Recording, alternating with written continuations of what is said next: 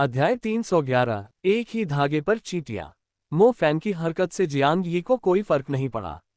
उसने ठंडे और तिरस्कारपूर्ण लहजे में कहा, क्या तुम्हें लगता है कि तुम मेरे सैनिकों से बेहतर हो? मो फैन की योजना काफी सरल थी, पूरी तरह से अराजकता फैलाना। विशालकाय छिपकलियां निश्चित रूप से मनुष्यों पर हमला करेंगी, चाहे वे किसी भी पक्ष में हो। मो फैन विशालकाय छिपकलियों से घिर जाएगा, लेकिन जियांग यी और उसके सैनिक भी घिर जाएंगे। अंततः सारा दारोमदार इस बात पर था कि घात लगाकर किए गए हमले में कौन जीवित बच पाएगा। जियांग यी को मो फैन का संकल्प बहुत भोला लगा। उसके सैनिक सेना में श्रेष्ठ थे। उनमें से प्रत्येक ने सैकड़ों राक्षसी जीवों को मार गिराया था। उनके लिए जंगल में जीवित रहना और राक्षसी जीवों से लड़ना कोई असामान्य बात नहीं थी। वहीं वो लड़का खुद अपने पहले प्रशिक्षण में एक छात्र मात्र था। साफ शब्दों में कहें तो वो सेना में एक नौसिखिए की तरह था। ऐसा व्यक्ति भला ये कैसे सोच सकता है कि वह राक्षसी जानवरों पर भरोसा करके भाग सकता है? अगर उस बच्ची के पास 10 जिंदगियां भी हो और वह लगातार 10 बार मर भी जाए, तब भी उसकी तरफ के सभी सैनिक जिंदा रहेंगे। बैटलमेट शब्द को बदनाम करना बंद करो। तुम सब सेना के निकम्मे लोग हो। क्या तुम्हारी पवित्र प्रतिज्ञाएं और शपथें महज बातें थी? मो फैन ने बिना किसी संकोच के उन्हें कोसते हुए कहा। मो फैन को ये बात समझ में आ गई थी कि महिला सलाहकार जियांग यी में एक बैटलमेट जैसा गर्व था, मानो वो अपने द्वारा प्रशिक्षित सैनिकों पर पूरी तरह से आश्वस्त हो। दरअसल ऐसी स्थिति में ये बताना असंभव था कि अंत तक कौन बचेगा। मो फैन ने अपनी जान सिर्फ इस बात पर दांव पर लगाई थी कि उसके 4 तत्वों के साथ उसके बचने की संभावना अधिक है। मो फैन को दूसरों को खरी खोटी सुनाने में कभी कोई हिचक नहीं होती थी। उसका मुंह कभी बंद नहीं होता था। हालांकि इन आरोपों ने जियांग यी के मनोबल को गहरा आघात पहुंचाया। वो एक बैटलमेज होने पर गर्व करती थी, इसलिए आदेशों का पालन करना उसका स्वभाव था। भले ही आज उन्होंने जो किया वो पूरी तरह से अक्षम्य था। उन्होंने अपने खिताब खो दिए थे और जल्द ही जनता उन्हें पूरी तरह से दरकिनार कर देगी। लू नियान अपनी महत्वाकांक्षा में पागल हो सकता था, लेकिन जियांग यी वैसी नहीं थी। उसे अंदर ही अंदर गहरा अपराध बोध हो रहा था, लेकिन उसने खुद को समझाने की कोशिश की कि यह सब एक बड़े उद्देश्य के लिए है, भले ही इसका मतलब और अधिक बलिदान और गंभीर अपराध करना हो। जियांग यी ने देखा कि विशाल छिपकलियां और अत्याचारी छिपकलियां उनके चारों ओर एक घेरे में इकट्ठा हो रही है। किसी भी अन्य जादूगर के लिए इतने सारे राक्षसी जीवों को देखकर उसका दिमाग खराब हो जाता, लेकिन उनकी नजरों में वे केवल कुछ गंदी छिपकलियों के झुंड मात्र थे। अगर तुम्हें लगता है कि तुम ही बचोगे, तो मैं तुम्हें एक मौका दूंगी, जियांग यी ने गंभीर हंसी हंसते हुए कहा। बोलते ही उसने अपने पीछे खड़े सैनिकों को अपनी अपनी जगह पर खड़े होने का आदेश दिया। ओह, मो फैन काफी हैरान था। क्या ऐसा हो सकता है कि इस बदसूरत महिला सलाहकार को उसकी खूबसूरती ने आकर्षित कर लिया हो, कि अचानक उसका मन बदल गया हो और वह उससे कुछ बातें करना चाहे? मैं तुम पर हमला नहीं करूंगा। मैं इन सैनिकों की जान की शर्त पर तुमसे एक शर्त लगा रहा हूं। अगर इनमें से एक भी सैनिक मर जाता है और तुम जिंदा रहते हो, तो मैं तुम्हारी एक इच्छा पूरी करूंगा, जियांग यी ने कहा। जियांग यी मो फैन को मार नहीं सकती थी। वास्तव में उसे किसी हद तक उसकी रक्षा करनी ही पड़ती, वरना अगर वो पहले से ही मरा हुआ होता, तो वो उनका प्रयोग विषय कैसे हो सकता था? मो फैन की इस हरकत से या तो मछलियां मर जाएंगी या जाल फट जाएगा। इससे किसी भी पक्ष को कोई लाभ नहीं होगा। इसलिए शी यी के लिए बेहतर यही होगा कि वह दोनों पक्षों के बीच एक प्रतियोगिता का सुझाव दे। कोई अनुरोध? मो फैन मुस्कुराया। हालांकि जब उसने देखा कि विशाल छिपकलियां 500 मीटर से भी कम दूरी पर है, तो उसकी मुस्कान थोड़ी फीकी पड़ गई। तुम्हें जाने देने के अलावा, जियांग यी ने कहा, तुम बिल्कुल भी ईमानदार नहीं हो। भले ही अब हम एक ही धागे से बंधी चींटियों की तरह हैं, मो फैन ने सहजता से जवाब दिया। वे इस समय अनगिनत विशाल छिपकलियों से घिरे हुए थे। उनमें से कोई भी बिना लड़ाई के बच नहीं सकता था। ये कहना मुश्किल था कि अंत में उनमें से कोई बच पाएगा या नहीं। अब कौन मुकाबला शुरू करने के मूड में होगा? मैं इससे ज्यादा कुछ नहीं कर सकता। अगर तुम सिर्फ एक छात्र होते, तो मैं तुम्हें जरा भी सम्मान नहीं देता, जियांग यी ने जवाब दिया। मुझे समझ नहीं आया। मो फैन असमंजस में था।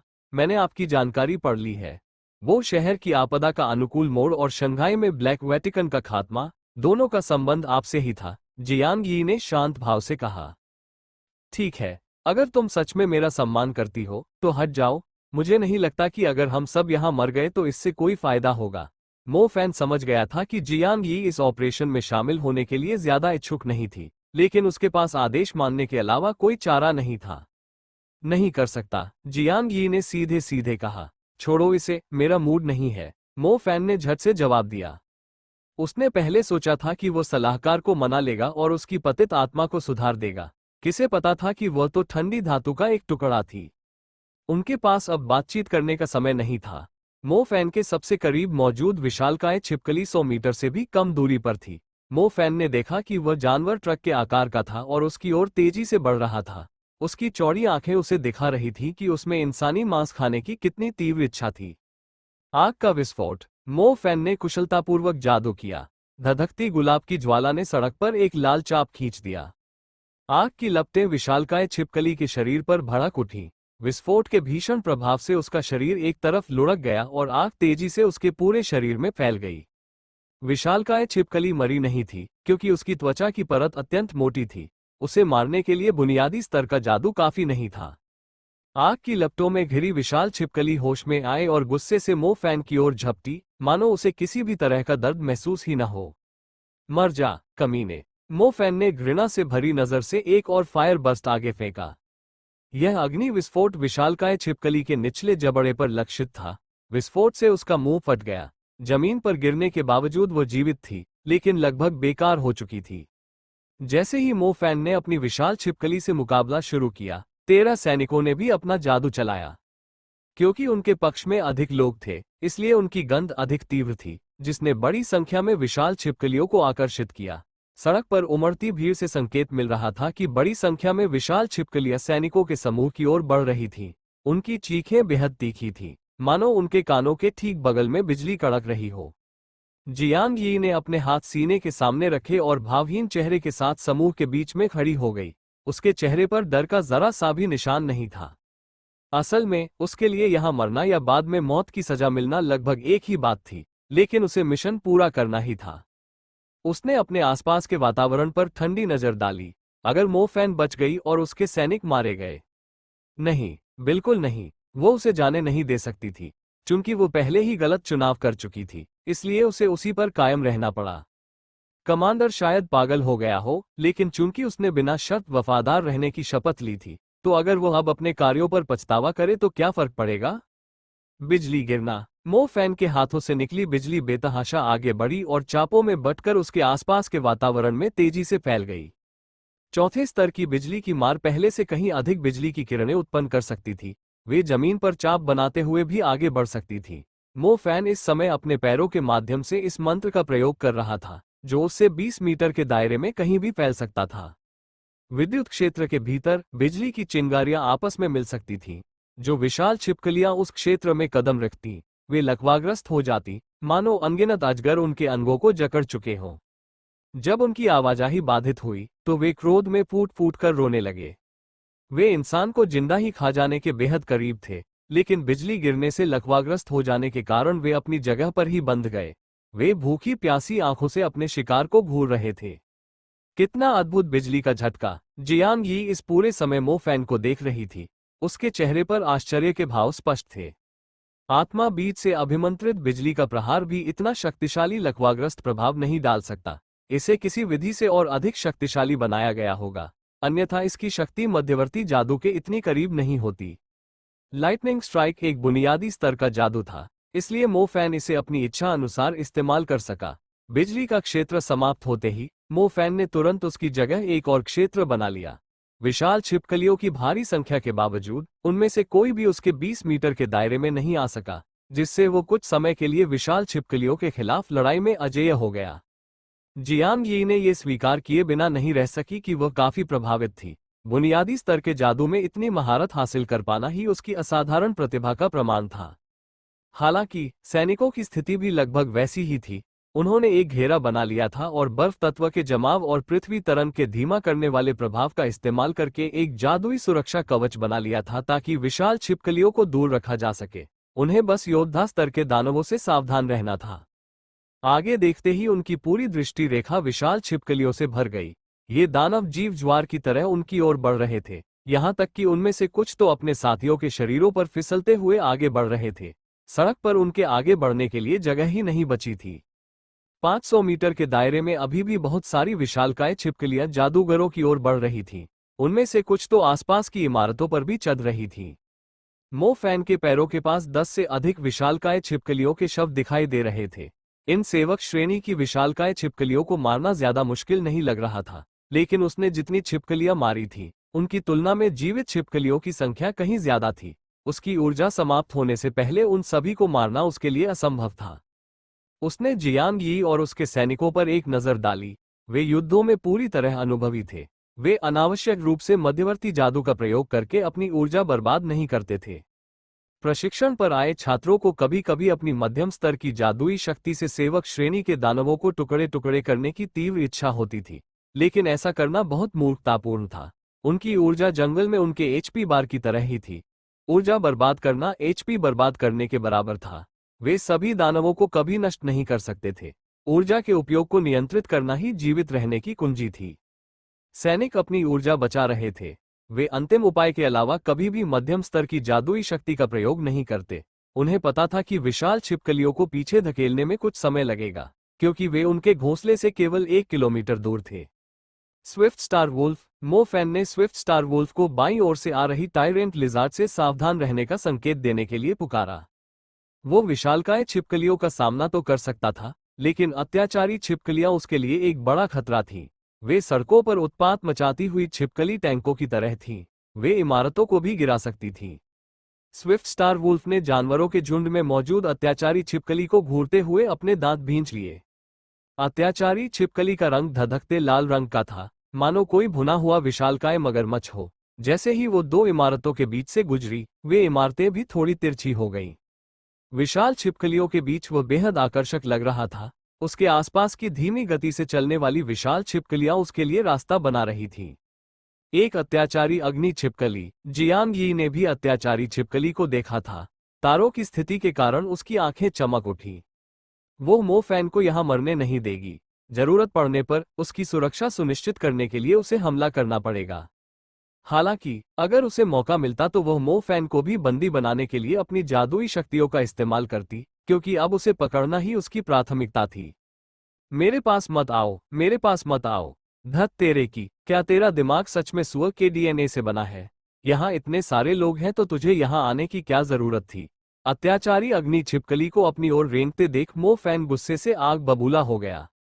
शाप के बावजूद मो फैन ने जरा भी आराम नहीं किया। विशाल छिपकलियों की संख्या चाहे कितनी भी हो, वो बिजली के हमले का उपयोग करके अपने लिए एक सुरक्षित क्षेत्र बना सकता था।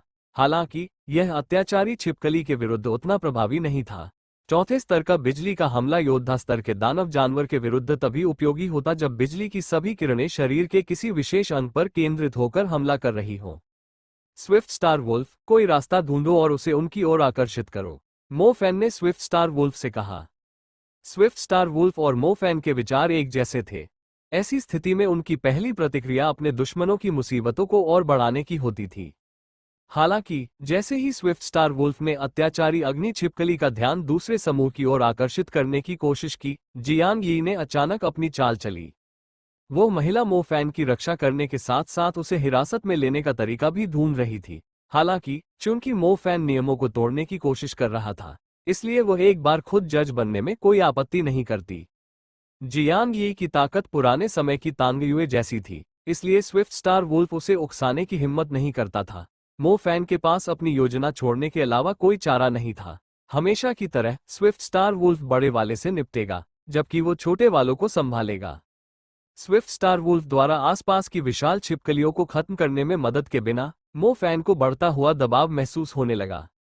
थोड़ी ऊंची जगह पर खड़े होने के कारण उसे अपने पीछे ढह चुकी इमारत को ढाल की तरह इस्तेमाल करना पड़ा। अब उसके लिए अपना स्थान बदलना असंभव था। उसके सामने का पूरा इलाका विशाल छिपकलियों से बने कालीन से ढका हुआ था।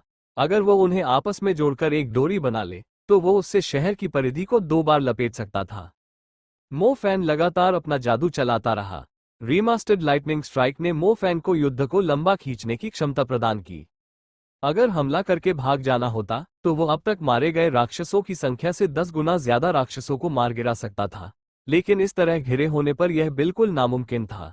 अगर बिजली के क्षेत्र का लकवा मार देने वाला असर न होता और किस्मत से विशाल छिपकलियों को दूर से हमला करना न आता, तो मो फैन अब तक हड्डियों के टुकड़े टुकड़े हो चुका होता। बस आत्मसमर्पण कर दो। तुम्हारा बिजली का प्रहार काफी प्रभावशाली है, लेकिन जब तुम्हारी ऊर्जा अंततः समाप्त हो जाएगी तो तुम उनके भोजन बन जाओगे। हार मान लो, शायद तुम्हारे बचने की एक उम्मीद बाकी है। कमांडर ने कहा था कि तुम सबसे अच्छे परीक्षण विषय हो। हालांकि इससे पहले कोई सफल नमूना नहीं मिला है, लेकिन तुम्हारे सफल होने की संभावना निश्चित रूप से अधिक है। जियांग यी ने रास्ते में मौजूद अनगिनत विशाल छिपकलियों के बीच से मो फैन की ओर देखा। जियांग यी की हिम्मत नहीं हुई कि वो उसके बहुत करीब जाए। उसे इस बात का भी ध्यान रखना था कि अगर उसने मो फैन पर ज्यादा दबाव डाला तो वो आत्महत्या कर सकता है। कोई भी सामान्य व्यक्ति अपमान में जीने की बजाय गौरव के साथ मरना पसंद करेगा। जब उसकी मृत्यु तो होनी ही थी, तो वह खुद को प्रयोग का विषय क्यों बनने देता? क्या ऐसा करना बुराई की शक्ति को अपना लक्ष्य प्राप्त करने में मदद करना नहीं होता? जियांग यी चाहता था कि मो फैन आत्मसमर्पण कर दे। विशाल छिपकलियों के उस बड़े झुंड से निपटना मुश्किल था, लेकिन अगर वह लड़ाई में शामिल हो जाती तो वे आसानी से बाहर निकल सकते थे। हालांकि मो फैन अभी भी दानव जानवरों के क्षेत्र में और गहराई तक जा रही थी, जिससे उसका जादू उस तक नहीं पहुंच पा रहा था और सैनिक उसे जिंदा पकड़ने में असमर्थ थे। अगर मो फैन खुद को विशाल छिपकलियों का भोजन बना लेता तो मिशन असफल माना जाता। वो उम्मीद कर रही थी कि मो फैन समझदारी से काम लेगा। अगर वह अपनी मनमानी करता रहा तो वह उन सभी को मार डालेगा। क्या उसे सच्चाई को स्वीकार नहीं कर लेना चाहिए? प्रयोग का विषय होने का मतलब यह नहीं था कि उसकी मृत्यु हो जाएगी। शायद मो फैन जियांग यी की किसी भी बकवास पर विश्वास नहीं करेगा। वो महिला देखने में तो एक दर्शक की तरह लग रही थी, जो उससे तर्कसंगत व्यवहार करने की कोशिश कर रही थी, लेकिन उसे साफ तौर पर याद था कि शुरुआत में किंग और झाओ मिंग्युए की हत्या के लिए वही जिम्मेदार थी। मो फैन का मानना था कि जियांग यी के भीतर कहीं न कहीं एक बैटलमेच के रूप में कुछ विवेक अभी भी मौजूद था, लेकिन उसका अनुपात एक ऐसे दिल के मुकाबले अंगूठे के निशान जितना कम था जो पूरी तरह से काला पड़ चुका था। क्या वो प्रयोग में जीवित रह पाएगा? मजाक बंद करो। ऐसा नहीं था कि मो फैन ने उन लड़कियों का दर्द नहीं देखा था जब उन पर मदर स्केल स्किन फैंटम का कब्जा हो गया था। ऐसा भी नहीं था कि उसने जू झाओटिंग की यातना नहीं देखी थी जब उसे एक शापित जानवर में बदल दिया गया था। मो फैन केवल तांगयुए जैसी किसी के सामने ही आत्मसमर्पण करेगा, जिसके बड़े स्तन और नितंब हो, जो सेक्सी और ताकतवर हो, न कि किसी ऐसी महिला बैटलमेच के सामने जिसकी त्वचा सांवली हो, चेहरा बड़ा हो और दिल पूरी तरह से अंधकार में हो। मो फैन को उसके जैसी औरतें सबसे ज्यादा नापसंद थीं, जो अपने अमानवीय कृत्यों को जायज ठहराने के लिए खुद को इतना नेक दिखाने की कोशिश करती थीं। बस मान लो कि तुम नीच और निर्दयी पागल हो। इस व्यर्थ के संघर्ष को बंद करो। अगर तुमने और समय बर्बाद किया तो मैं भी तुम्हें नहीं बचा पाऊंगा, जियांग यी चिल्लाया। तुम सब मर भी जाओ, मैं यहीं खड़ा रहूंगा। खुद आकर मुझे पकड़ने की कोशिश करो, वरना कुतिया की तरह चिल्लाना बंद करो। ये कमीने छिपकलियां, क्या सच में तुम ड्रैगन के वंशज हो? तुम सब कितने बेवकूफ हो सकते हो? क्या तुम भी उसी तरह पैदा हुए हो जैसे वो घटिया नस्ल का लूनियान? वहां इतने सारे आकर्षक इंसान हैं, लेकिन तुम मेरे पास आना चाहते हो। मो फैन मलबे के ढेर के ऊपर खड़ा होकर चिल्लाया। जानलेवा खतरे के दबाव से राहत पाने का उसका यही तरीका था। जियांग यी को लगा कि उसके होंठ सिकुड़ रहे हैं। ये बच्चा वाकई अनोखा था, क्योंकि यह एक ही समय में मनुष्यों और छिपकलियों दोनों को श्राप दे सकता था। ठीक है, मैं तब तक इंतजार करूंगा जब तक तुम आखिरकार हार नहीं मान लेते। राक्षसी जीवों के हमले का तरीका एक जैसा ही था। वे पहले कुछ प्यादों को भेजकर जादूगरों की ऊर्जा को सोख लेते थे। जैसे ही जादूगर थकने लगते, योद्धा स्तर की अत्याचारी छिपकलियां प्रकट हो उठती। हालात को देखते हुए अत्याचारी छिपकलियां जल्द ही प्रकट हो जाएंगी। मो फैन, जो पूरी तरह अकेला था, निश्चित रूप से उससे मदद की गुहार लगाएगा। वह ऐसा योद्धा नहीं था जो मृत्यु को शांति से स्वीकार कर सके। भले ही यह नया तत्व मानव शरीर को बदलने के लिए उत्परिवर्तित प्रजातियों की वंशावली पर निर्भर करता है, लेकिन ये ब्लैक वेटिकन के अमानवीय अभिशापों जितना भयावह नहीं होगा। तुम न तो मरोगे और न ही किसी राक्षस में तब्दील होगे, जियांग यी ने कहा। मनुष्यों और जादूगरों की सबसे बड़ी कमजोरी क्या रही है? स्पष्ट रूप से यही है कि हमारे शरीर पर्याप्त मजबूत नहीं है। रूपांतरित होने वाले राक्षस मनुष्यों को रूपांतरित करने में सक्षम थे और उन्हें ऐसा मांस दे सकते थे जो राक्षसी जानवरों के समान मजबूत हो। इसलिए कई प्रयोगों के बाद हमने अंततः रक्त सारीरा का आविष्कार किया है, जो एक जादूगर के शरीर को बदल सकता है। यह आपको अविश्वसनीय शक्ति प्रदान करेगा, और यदि आप किसी विशेष प्रकार के जानवर के साथ विलय कर लें तो आपके पास अमानवीय शक्तियां होंगी। आप जादू का सहारा लिए बिना केवल अपने खाली हाथों से भी राक्षसी जानवरों से लड़ सकते हैं। जियांग यी ने मो फैन को बहकाने की कोशिश जारी रखी। वो मो फैन को ये बताना चाह रही थी कि उनका प्रयोग कितना अद्भुत था। अगर मनुष्य अपने खाली हाथों से राक्षसों से लड़ने में सक्षम हो जाए तो ये कितना महत्वपूर्ण होगा। इसका मतलब ये होगा कि एक साधारण इंसान और एक जादूगर के बीच कोई अंतर नहीं रह जाएगा। साधारण लोग राक्षसी जीवों से लड़ने में सक्षम होंगे, जबकि जादूगर नई शक्ति प्राप्त करके और भी अधिक शक्तिशाली हो जाएंगे। लू नियान पागल हो गई थी क्योंकि वो प्रयोग उन्हें बहुत लुभा रहा था। उसके सफल होने पर पूरी दुनिया के लिए एक अवसर खुल जाएगा। इसलिए चाहे परिणाम कुछ भी हो, वे इसे करने के लिए तैयार थे। भले ही सरकार ने उन्हें रोकने की कोशिश की हो, भले ही मैजिक एसोसिएशन द्वारा इसे 5 महाद्वीपों में प्रतिबंधित कर दिया गया हो और हंटर यूनियन द्वारा उन्हें ब्लैकलिस्ट कर दिया गया हो। अगर यह वाकई इतना उपयोगी है तो आप इसे खुद पर क्यों नहीं आजमाते। मुझे यकीन है कि आपको लू नियान जैसे कई सनकी लोग आसानी से मिल जाएंगे। मो फैन विशाल छिपकलियों से निपटने में व्यस्त था। उसे जवाब देने का मौका मिलने में काफी समय लग गया। पहले जिन लोगों पर परीक्षण किए गए थे वे सभी स्वयंसेवक थे। अभी भी हमारे पास कई स्वयंसेवक हैं, लेकिन उन सभी का असफल होना तय है। उन पर रक्त सारीरा का प्रयोग करने से या तो वे बेजान राक्षस बन गए या उनकी सारी ऊर्जा समाप्त हो जाने पर वे सूखे शव बन गए, जियांग यी ने उत्तर दिया। मो फैन को आखिरकार चैन की सांस लेने का मौका मिला। स्विफ्ट स्टार वुल्फ ने अत्याचारी छिपकली को भगा दिया था और वापस उसके पास आ गया था, जिससे उसे थोड़ा आराम करने का मौका मिल गया था। ऐसा करते समय उसने तिरछी नजर जियांग यी पर डाली, जिसकी सुरक्षा सैनिक कर रहे थे। सहयोगी सलाहकार, अगर आपको सेना में अपने सपनों को पूरा करना मुश्किल लग रहा है तो मैं आपके लिए एक नई भूमिका सुझाऊंगा। इस पद में बहुत सारे लाभ हैं और आपको दोहरी पहचान और कई अधीनस्थ भी मिलेंगे, साथ ही अनगिनत छुट्टियां भी। इस पद पर आसीन लोगों की महत्वाकांक्षाएं बहुत बड़ी हैं और उनका काम करने का तरीका भी आपसे मिलता जुलता है। सौभाग्य से मैं ब्लैक वेटिकन के लोगों से भी अच्छी तरह परिचित हूँ। मुझे नहीं लगता कि वे मुझे कभी भूलेंगे। मैं किसी से कह सकता हूँ कि वह आपका उनसे परिचय करा दे। वे निश्चित रूप से आपका खुले दिल से स्वागत करेंगे। वे आपको बहकाने में लगने वाला समय भी बचा लेंगे। हमें वेटिकन के उन नीच लोगों से मत मिलाओ। जियांग यी चीखी, मानो ये शब्द उसके दिल को छलनी कर गए हों। शायद वह अपने दिल में जानती थी कि वे जो कर रहे थे वो ब्लैक वेटिकन के समान था, लेकिन वह इसे स्वीकार करने को तैयार नहीं थी। वह एक सैनिक के रूप में एक पवित्र कर्तव्य निभा रही थी। जियांग यी ने गहरी सांस ली, उसका चेहरा कांप उठा। वह अपनी भावनाओं को नियंत्रित करने की पूरी कोशिश कर रही थी, शांत मन से अपने आसपास के वातावरण का अवलोकन करने का प्रयास कर रही थी। जिस दिशा में वे पीछे हटने की योजना बना रहे थे, उस दिशा में और भी विशाल छिपकलियां दिखाई देने लगी थीं। अगर वे पूरी तरह से विशाल छिपकलियों से घिर जाते तो रास्ता साफ करना और भी मुश्किल हो जाता। ब्लड सारीरा जादूगर के अनुसार अलग अलग स्तर की ऊर्जा ग्रहण करता है। एक मध्यम स्तर के जादूगर के पास केवल 2 नेबुला होते हैं, लेकिन ब्लड सारीरा को जितनी ऊर्जा की आवश्यकता होती है वह 2 नेबुला से भी अधिक होती है। इसलिए जादूगर की आत्मा उस भार को सहन नहीं कर पाती। जियांग यी ने आगे कहा, यदि अत्यधिक ऊर्जा खींच ली जाए तो इसका उनकी आत्मा पर बहुत गहरा प्रभाव पड़ेगा, जिससे अंततः वह नष्ट हो जाएगी। हालांकि पर्याप्त ऊर्जा के बिना नया तत्व सक्रिय नहीं होगा। तो क्या इसीलिए तुमने मुझे ढूंढा है, सिर्फ इसलिए कि मुझ में 2 जन्मजात तत्व है? मो फैन ने गंभीर हंसी हंसते हुए कहा। इससे सब कुछ स्पष्ट हो गया। ब्लड सर्रा को बहुत अधिक ऊर्जा की आवश्यकता होगी, जो हमेशा उसके धारक की सीमा से अधिक होगी। यदि इसे धारण करने वाला व्यक्ति बेसिक लेवल का जादूगर होता तो यह एक नेबुला की ऊर्जा से भी अधिक ऊर्जा को आकर्षित करता।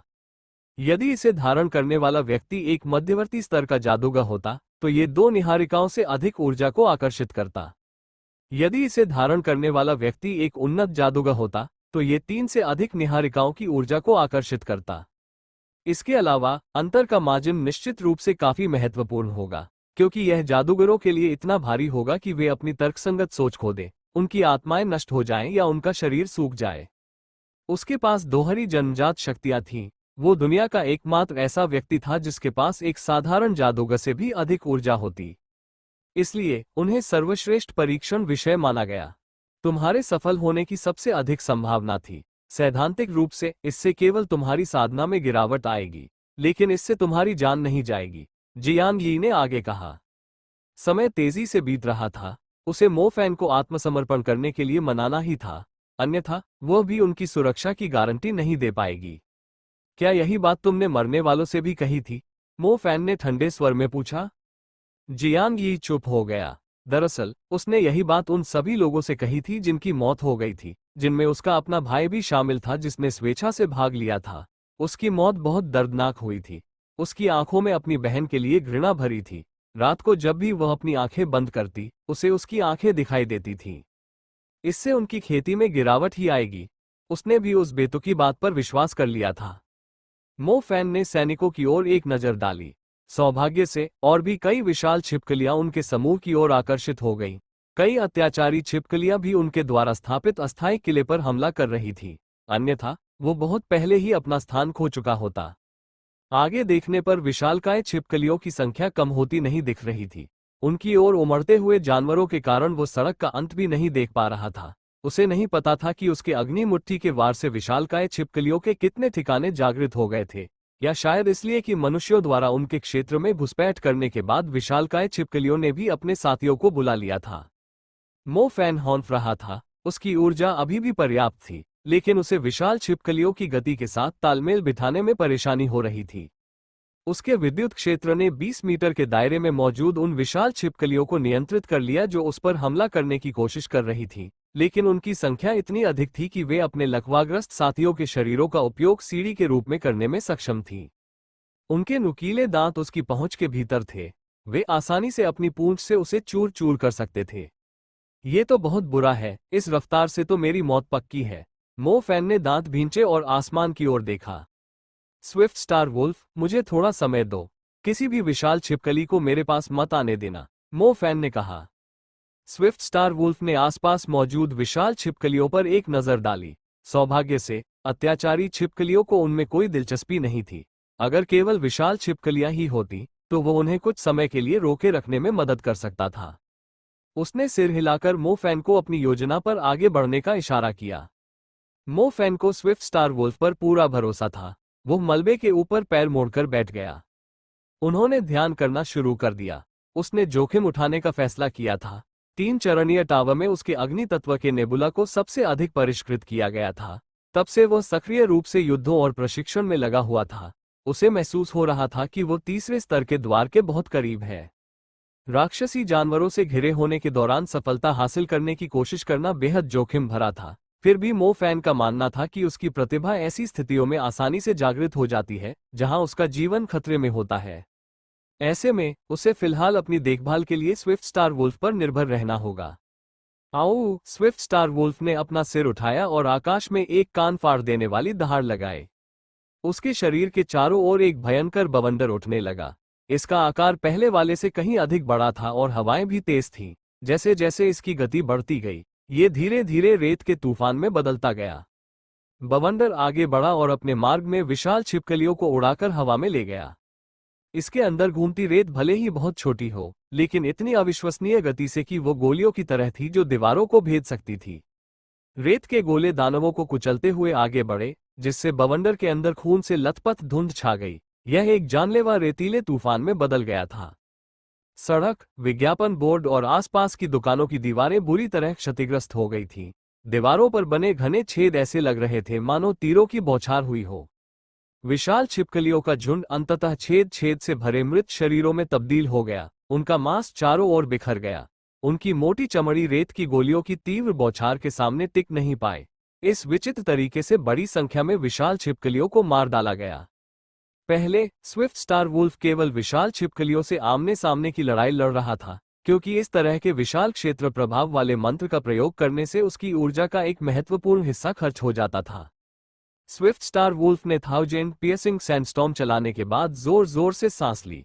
हालांकि ये हमला बेहद कारगर साबित हुआ, क्योंकि इसने एक निश्चित दिशा में दर्जनों विशाल छिपकलियों को पल भर में मार गिराया। अपने भारी भरकम आकार के कारण विशालकाय छिपकलियां फुर्तीली नहीं थीं।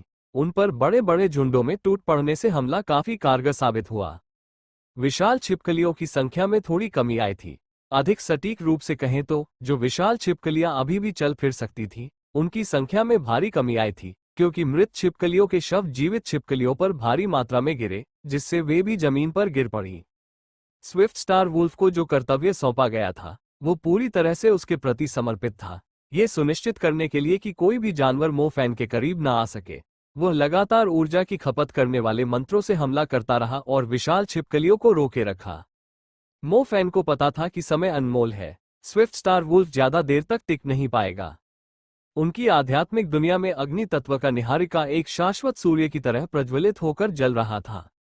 हालांकि इसमें अभी भी और गर्मी की कमी थी। मो फैन इसे और मजबूत और अधिक ऊर्जावान बनाना चाहता था।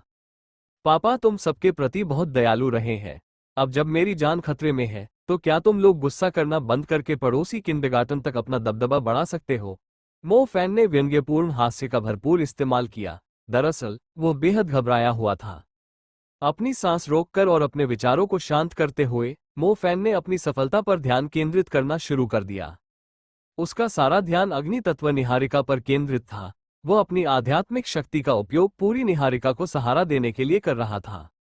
नेबुला ने उस बल का उपयोग विस्तार करने के लिए किया, जैसे तारों की एक आकाशगंगा अपने आसपास के शून्य और अंधेरे पर विजय प्राप्त करने की कोशिश कर रही हो, जिससे उसकी चमक और दूर तक फैल सके। इस पूरी प्रक्रिया में जादूगर को अपनी आध्यात्मिक शक्ति का उपयोग करना आवश्यक था। यदि इसे ज्वार भाटे के रूप में वर्णित किया जाए तो निहारिका और उसके ऊर्जा भंडार को विस्तार करने के लिए पास के अंधकार की अराजक दीवार पर टकराना पड़ा और उसे प्रतिबंधित करने वाली जंजीरों को तोड़ना पड़ा, जिससे तारों को उच्च स्तर तक उठने की अनुमति मिली। मो फैन के पास कई प्रयास करने का समय नहीं था। उसे ये काम कुछ ही सेकंडों में पूरा करना था, अन्यथा उसके पास उस मानसिक रूप से विक्षिप्त महिला के सामने आत्मसमर्पण करने के अलावा कोई विकल्प नहीं बचता। वह आत्मसमर्पण क्यों करेगा? मो फैन की राय में मृत्यु ही अंतिम उपाय था। वह मृत्यु को अपने गौरव का प्रदर्शन करने का कायरतापूर्ण कार्य मानता था। वास्तविकता से भागने के लिए मृत्यु का सहारा लेने के बजाय जीवित रहना और जीवन का बोझ उठाना कहीं अधिक वीरतापूर्ण था। आओ! स्विफ्ट स्टार वुल्फ ने जोर से दहाड़कर मो फैन को संकेत दिया कि समय समाप्त हो रहा है। ऐसा इसलिए नहीं हुआ कि वह विशाल छिपकलियों को रोकने में असफल रहा, बल्कि इसलिए हुआ क्योंकि उसके शक्तिशाली हमलों ने पास में मौजूद एक अत्याचारी छिपकली को आकर्षित कर लिया था। एक बार जब अत्याचारी छिपकली उनसे भिड़ जाएगी तो तेज तारा भेड़िए को पूरी तरह से उसके खिलाफ लड़ाई पर ध्यान केंद्रित करना होगा, जिसका मतलब ये होगा कि विशाल छिपकलियां मलबे पर चढ़कर मो फैन को जिंदा खा सकेंगी। दूसरी ओर जियांग यी भी युद्ध में शामिल हो गया था। उसके समूह में लोगों की संख्या अधिक थी, जिसके कारण विशाल छिपकलियां उनकी ओर आकर्षित हो गईं। उसके सैनिकों के लिए अकेले स्थिति को संभालना मुश्किल होने लगा। यदि जियांग यी तमाशा देखती रही तो जल्द ही जानमाल का नुकसान होगा। हालांकि जियांग यी को इस बात का भी अंदाजा था कि मो फैन भी मुश्किल में है। क्या उसका दिमाग खराब हो गया है? यहां अपना नेबुला फैलाने की कोशिश कर रहा है। धिक्कार है। जियांग यी ने दांत भींचे और पूरी ताकत से उस घेरे से बाहर निकलने का रास्ता बनाया। वो किसी भी कीमत पर मो फैन को मरने नहीं दे सकती थी। वो ब्लड सर्रा के प्रयोग की उनकी आखिरी उम्मीद था। सलाहकार जियांग यी को गठन से अलग होते देख सैनिकों ने घबराकर चिल्लाया। मेरी चिंता मत करो, बस अपनी रक्षा करो। मैं जाकर उसे बचा लेता हूं। अपनी रक्षा पंक्ति को बनाए रखो। हमें जल्द ही यहां से निकलने का रास्ता साफ करना होगा, जियांग यी ने आदेश दिया। हाँ, सैनिकों ने दांत भींचकर अपनी जगह पर डटे रहकर जियांग यी को रास्ता साफ करने में मदद की। जैसे ही जियांग यी 100 मीटर आगे बढ़ा, सामने पड़े मलबे से एक धधकती हुई गुलाबी ज्वाला उठी। आग की रोशनी से पूरी सड़क लाल रंग में रंग गई और भीषण गर्मी लहर की तरह आसपास के इलाकों में फैल गई। जियांग यी ने विशाल छिपकलियों के बीच से आश्चर्य से अपना सिर उठाया। वो मो फैन से आ रही तीव्र अग्नि ऊर्जा को महसूस कर सकती थी, जो पहले से बिल्कुल अलग थी। ये कैसे संभव है? इस परिस्थिति में वो कैसे सफलता हासिल कर पाया? जियांग यी पूरी तरह से चकित था।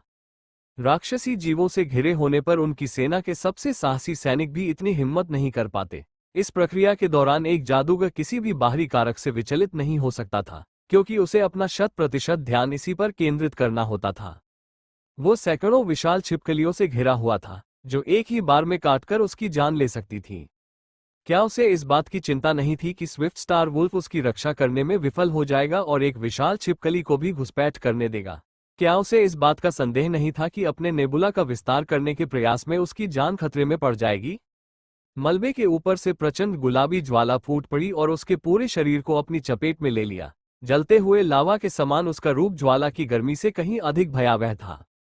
स्विफ्ट स्टार वुल्फ, बहुत बढ़िया, अब सब मुझ पर छोड़ दो। मो फैन मुस्कुराया।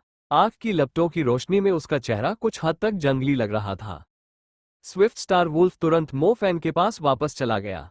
मो फैन ने तेजी से फैलती हुई भीषण लपटों को काबू में कर लिया, जिनमें आसपास की ओर बढ़ती हुई तापतधारा और जमीन पर फैलती हुई आग भी शामिल थी।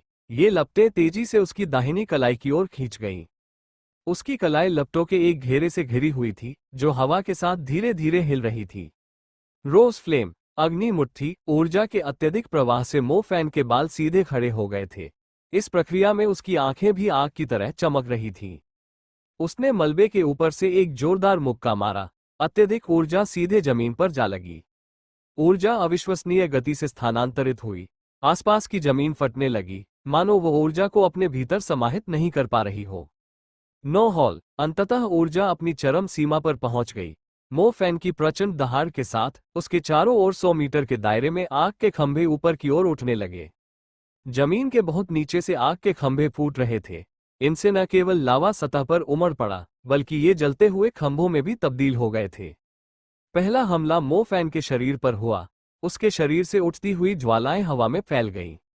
दूसरा स्तंभ काफी दूर आगे दिखाई दिया। दोनों स्तंभ लगभग 30 मीटर की दूरी पर थे, लेकिन ऐसा लग रहा था मानो दोनों स्तंभों के बीच का क्षेत्र पूरी तरह से नष्ट हो रहा हो। तीसरा स्तंभ मो फैन के पीछे प्रकट हुआ, जो मो फैन के शरीर पर स्थित स्तंभ और उसके सामने स्थित स्तंभ के समानांतर था। एक और भीषण विस्फोट हुआ। जमीन से निकले स्तंभों के समानांतर 3 स्तंभ दोनों ओर दिखाई दिए जब जमीन एक बार फिर फट गई, जिसका मतलब था कि जमीन के नीचे से 6 और अग्नि स्तंभ हवा में फूट रहे थे। पहले 3 स्तंभों ने मो फैन के आसपास 100 मीटर के दायरे में मौजूद लगभग 100 विशाल छिपकलियों को पहले ही खत्म कर दिया था।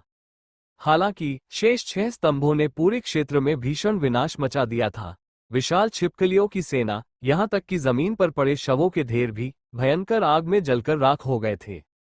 9 हॉल, ये 9 स्तंभ मिलकर 9 हॉल की संरचना थे। गुलाब ज्वाला के कारण धधकते हुए स्तंभ चमकीले लाल रंग के थे। विशालकाय छिपकलियां धीरे धीरे राख में तब्दील हो गईं, चाहे वे जीवित हो या मृत। स्तंभ लगभग 5 या 6 मंजिल ऊंचे थे। उनके सामने विशालकाय छिपकलियां बेहद छोटी और असहाय लग रही थीं। जियांग ये भी एक मध्यवर्ती जादूगरनी थी जो तीसरे स्तर तक पहुंच चुकी थी, लेकिन उसके पास आत्मा का बीज नहीं था। मो फैन के सोलसीड ने उसके फायरी फिस्ट 9 हॉल्स को बेहद शक्तिशाली बना दिया था। यह इतना शक्तिशाली था कि एक विशाल छिपकली के पूरे मांद को नष्ट कर सकता था। वे अब भी विशाल छिपकलियों से घिरे हुए थे, लेकिन मो फैन के आसपास का इलाका पूरी तरह से खाली था। वहां मांस या लाशों का कोई निशान नहीं था, बस काली राख के ढेर थे। वैसे विशालकाय छिपकलियों की सेना में एक योद्धा स्तर की अत्याचारी छिपकली भी थी। वो आत्मविश्वास से अपने शिकार की ओर बढ़ रही थी, लेकिन जब उसके पूरे शरीर पर अग्नि मुट्ठी 9 हॉल्स का प्रहार हुआ, तो वो तुरंत अपनी जान बचाने के लिए भाग गई। बेहद शक्तिशाली रक्षा क्षमता वाली अत्याचारी छिपकली भी अग्नि मुट्ठी 9 कक्षों के हमले को सहन नहीं कर पाए। अगर वो समय रहते भाग नहीं जाती, तो उसका भी वही हाल होता जो विशाल छिपकलियों का हुआ था। मो फैन को घेरे हुए विशाल छिपकलियों पर मानो उस अत्याचारी छिपकली का कब्जा था जो भाग गई थी। जैसे ही उनका सरदार भाग गया, दूर खड़ी विशाल छिपकलियां भावहीन चेहरों के साथ वहीं खड़ी रहीं। उनमें से किसी में भी आगे बढ़ने की हिम्मत नहीं थी। ये हमारा मौका है, भागने का समय आ गया है। विशाल छिपकलियों की निगाहें चौंधिया गईं और मो फैन स्विफ्ट स्टार वुल्फ की पीठ पर चढ़ गया। स्विफ्ट स्टार वुल्फ के आसपास की जगह उसके लिए दौड़ लगाने के लिए पर्याप्त थी। वो तेजी से आगे बढ़ा और झुलसी हुई जमीन को स्प्रिंगबोर्ड की तरह इस्तेमाल करते हुए पास ही की ढह चुकी इमारत पर कूद गया। वो छत पर दौड़ता हुआ नीचे कूद गया। नीचे का रास्ता विशाल छिपकलियों से भरा हुआ था, फिर भी निडर स्विफ्ट स्टार वुल्फ ने उनके शरीरों को सीढ़ियों की तरह इस्तेमाल करते हुए थोड़ी दूरी तक दौड़ लगाए। विशाल छिपकलियों ने अपने नुकीले दांत दिखाए और उस पर झपटने की कोशिश की। कई बार मो फैन को लगा कि स्विफ्ट स्टार वुल्फ की पूंछ को काटा जा रहा है, लेकिन अंत में वो सुस्त विशाल छिपकलियों से कहीं अधिक तेज था, जिन्होंने केवल हवा में और स्विफ्ट स्टार वुल्फ की पूंछ पर लगे बालों को ही काटा। स्विफ्ट स्टार वुल्फ केवल 3 सेकंड के लिए विशाल छिपकलियों के ऊपर से दौड़ा, लेकिन इससे उत्पन्न भय और उत्तेजना ने मो फैन को अवचेतन रूप से अपने पैरों को ऊपर की ओर मोड़ने के लिए प्रेरित किया। भाई, अगली बार मेरे साथ ऐसा मजाक मत करना। मैं तो डर के मारे पैंट में ही पेशाब कर देता। स्विफ्ट स्टार वुल्फ ने मोड़ लिया और एक और अंधेरी गली में पहुंच गया, जहां बस कुछ ही विशाल छिपकलियां दिखाई दे रही थीं। मो फैन ने तुरंत स्विफ्ट स्टार वुल्फ को समनिंग प्लेन में छोड़ दिया। उसने दीवारों का सहारा लिया और तुरंत फ्लीइंग शैडो मंत्र का प्रयोग किया। मो फैन पूरी लड़ाई के दौरान आसमान की ओर देखता रहा। मरने से पहले वो किसी भावुक और कलात्मक युवक होने का दिखावा नहीं कर रहा था। वो बादलों से सूरज के निकलने का इंतजार कर रहा था। सूर्य की रोशनी पड़ने पर ही इमारतों की छाया पड़ती थी। मो फैन कोने के पीछे गायब हो गया था, और जब उनका पीछा करते हुए विशाल छिपकलियां उस स्थान पर पहुंची, तब तक वे इंसान और भेड़िए को अपनी नजरों से ओझल कर चुकी थी। इसी बीच युद्ध की आवाजों से आकर्षित होकर सड़क की ओर आ रही विशाल छिपकलियों ने न तो मो फैन और स्विफ्ट स्टार वुल्फ को देखा, न ही इमारतों के बीच घूमती हुई किसी परछाई को। वे अपने साथियों को मार गिराने में व्यस्त सैनिकों के समूह की ओर बढ़ती रहीं। जियांग यी ने मो फैन को कोने से गायब होते हुए देखा था। हालांकि जब तक वो वहां पहुंची, मो फैन वहां नहीं था। वो हवा में गायब हो गया। हालांकि वो अभी अभी मोड़ ही मुड़ा था और पूरी सड़क अभी भी विशाल छिपकलियों से भरी हुई थी। फिर भी वे राक्षसी जीव उसके आदमियों की ओर दौड़ रहे थे। ऐसा बिल्कुल नहीं लग रहा था मानो उन्होंने किसी को अपने पास से भागते हुए देखा हो। वो चला गया। जियांग यी अविश्वास से दूर तक देखती रही। जियांग यी ने पहले सोचा था कि जब उसे पता चला कि उस बच्चे ने बो शहर को बचाया और ब्लैक वेटिकन के खिलाफ लड़ाई लड़ी, तो इसमें कुछ हद तक भाग्य का हाथ था। हालांकि अब वो इस बात से और भी आश्वस्त हो गई थी कि ऐसा नहीं था। वो मो फैन को नजरों से ओझल कर चुकी थी। उसकी अंतरात्मा उसे बता रही थी कि मो फैन किसी गुप्त शक्ति के साथ भाग निकला है। वह अंततः उसे ढूंढ लेगी, लेकिन समस्या ये थी कि उसकी टुकड़ी अभी भी विशाल छिपकलियों से घिरी हुई थी। उसे ये भी नहीं पता था कि वे जिंदा बच पाएंगे या नहीं। अरे यार, अत्याचारी छिपकलियों का एक झुंड हमारी ओर आ रहा है। आसपास के माहौल पर नजर रखने के प्रभारी एक सैनिक ने अचानक कहा। विशालकाय छिपकलियां उनकी रक्षा पंक्ति को कभी भेद नहीं पाएंगी। आखिरकार वे अनगिनत युद्धों का अनुभव कर चुके युद्ध जादूगर थे। वे जानते थे कि दानव प्राणियों की कमजोरियों का फायदा उठाकर अस्थायी किला कैसे बनाया जाता है। हालांकि अत्याचारी छिपकलियों की कहानी बिल्कुल अलग थी। प्रकट होने वाली प्रत्येक अत्याचारी छिपकली उनकी संरचना को कुछ न कुछ नुकसान पहुंचाएगी। उन्हें रोकने के लिए कुछ मध्यवर्ती मंत्रों की आवश्यकता होगी। हालांकि अत्याचारी छिपकलियों का झुंड उनके लिए वाकई एक बुरे सपने जैसा था। वे सभी विशालकाय छिपकलियों की भारी संख्या को रोकने की कोशिश कर रहे थे। अत्याचारी छिपकलियों से निपटने के लिए किसके पास अतिरिक्त मारक क्षमता होगी? सड़क के आधे हिस्से पर कब्जा जमाए हुए अत्याचारी छिपकलियों के झुंड को देखकर, जिनकी अलग अलग रंग की खालें उनके अंदर मौजूद तत्व को दर्शाती थीं, सैनिक पहले की तरह शांत नहीं रह सके, क्योंकि मौत बस कोने ही में खड़ी थी। अभी रास्ता साफ करो, जियांग यी ने आदेश दिया। उन्हें राक्षसी जानवरों से छुटकारा पाना ही था, अन्यथा उनकी पूरी सेना यहीं नष्ट हो जाती। इसी बीच मो फैन ने फ्लीइंग शैडो का इस्तेमाल करके खुद को मुख्य सड़क से दूर कर लिया था। वो अभी भी जिनेलिन शहर के केंद्र में था, लेकिन किसी कारणवश आसपास की सभी इमारतें ढह गई थीं। पूरा इलाका मलबे से भरा हुआ था। एक नज़र में ही उसे इसका अंत दिखाई नहीं दे रहा था। आसपास कोई दलदल नहीं था। हालांकि वो दूर से विशालकाय घोंसला देख सकता था, लेकिन आसपास शायद ही कोई विशाल छिपकली दिखाई दे रही थी। मो फैन एक निगरानी मीनार के अवशेषों पर खड़ा होकर उन सैनिकों को देख रहा था जो धीरे धीरे राक्षसी जानवरों के बीच डूब रहे थे। वो कल्पना कर सकता था कि उनके घमंडी चेहरे की जगह डर ने ले ली होगी। वो ये भी कल्पना कर सकता था कि जब जियांग यी उसे नजरों से ओझल होते देखेगी तो उसके चेहरे पर अविश्वास का भाव होगा। ये मूर्खों का झुंड अब भी यही सोचता है कि वे उसके सामने टिक पाएंगे। उन्हें कभी उम्मीद नहीं थी कि वह एक छाया जादूगर भी होगा। जब तक उसके आसपास परछाइयां होती है, वो आसानी से इधर उधर घूम सकता है। विशाल छिपकलियों की प्रतिक्रिया बेहद धीमी थी। जब मो फैन उनकी परछाइयों का इस्तेमाल करते हुए इधर उधर घूमता था, तब भी वे उसे देख नहीं पाती थी। यही मुख्य कारण था कि मो फैन ने उनके इलाके में गहराई तक जाने का फैसला किया था। सबसे महत्वपूर्ण बात यह थी कि वो पदोन्नति पाने में कामयाब हो गया था। मो फैन को अब समझ में आ गया था कि उनके कई वरिष्ठों ने युवा जादूगरों को राक्षसी जानवरों के खिलाफ अधिक युद्ध लड़ने के लिए क्यों प्रोत्साहित किया था। ध्यान लगाना बेशक जरूरी था, लेकिन मनुष्य की क्षमता को बढ़ाने का सबसे अच्छा तरीका लड़ाई ही था। अगर वो दानवों से घिरा न होता, तो मो फैन का मानना था कि उसे अपनी अग्नि निहारिका को तीसरे स्तर तक सुधारने में कम से कम आधा साल और लग जाता। अग्नि मुक्का 9 हॉल। मैंने आखिरकार इस तरह के शक्तिशाली हमले में महारत हासिल कर ली है। मो फैन ने विशाल अग्नि स्तंभों द्वारा मचाई गई तबाही को याद करते हुए अपनी दाहिनी मुट्ठी भींच ली। उसे आज भी तानगयुए के हमले का पहला दृश्य याद था। उस समय तानगयुए इतनी शक्तिशाली थी कि मो फैन को उसके सामने झुकने का मन करता था। अब तक वह और भी अधिक शक्तिशाली हो गई होगी, लेकिन कम से कम उस समय तो वह उसकी शक्ति के बराबर पहुंच गया था, और तो और वह जादू के न्यायालय की प्रतिनिधि थी। मो फैन पीछे की ओर झुककर आराम करने लगा। पिछली लड़ाई से वह थोड़ा थका हुआ था। अब जब वह सुरक्षित था तो उसे जाने की कोई जल्दी नहीं थी, क्योंकि वह दुष्ट बैटल मेजो के अंत में होने वाली मौत को देखने में दिलचस्पी रखता था। यह क्या है? मो फैन ने महसूस किया कि आकाश में सफेद पंखों की एक जोड़ी फड़फड़ा रही है। उसने अपने विचारों को समेटा और आगे की ओर एक नजर डाली ताकि स्थिति को और स्पष्ट रूप से देख सके। अगले ही पल उसका शरीर ऐसे कांपने लगा मानो उस पर बिजली गिर गई हो। यह एक दिव्य बाज था जिसके पंख बर्फीले सफेद रंग के थे और यह सामान्य बाज से थोड़ा बड़ा था। वो जिनेलिन शहर के ऊपर आकाश में उड़ते हुए अपने पंख फड़फड़ा रहा था। उसके पंजे बेहद विशाल थे और उन पर एक विशाल जाल लगा हुआ था। 4 लोग जाल में फंस गए थे।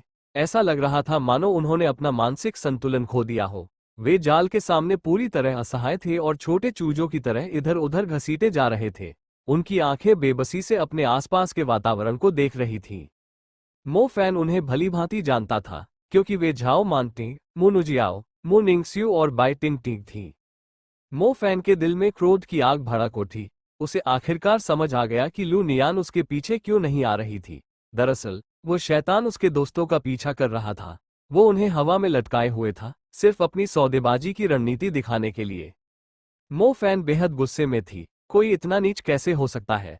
अगर वो अपने गुस्से को मुट्ठी में आग में बदल सकता तो वह उस कमीने का चेहरा अपने नंगे हाथों से ही चकनाचूर कर देता।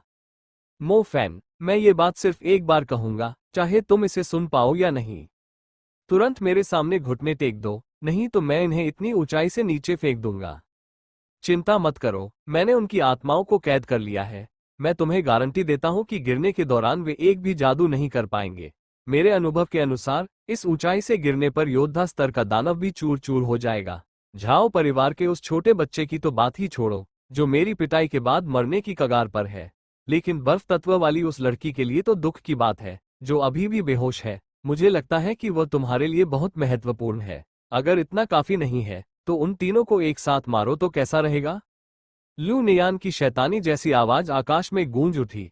उसने जानबूझकर अपनी जादुई शक्ति से अपनी आवाज को इतना शक्तिशाली बना लिया था कि वो शहर के हर कोने तक फैल जाए। जैसे ही मो फैन ने ये शब्द सुने, उसके पैरों के नीचे बेकाबू होकर आग भड़क उठी। वह अपने भीतर के क्रोध को अब और नियंत्रित नहीं कर सका।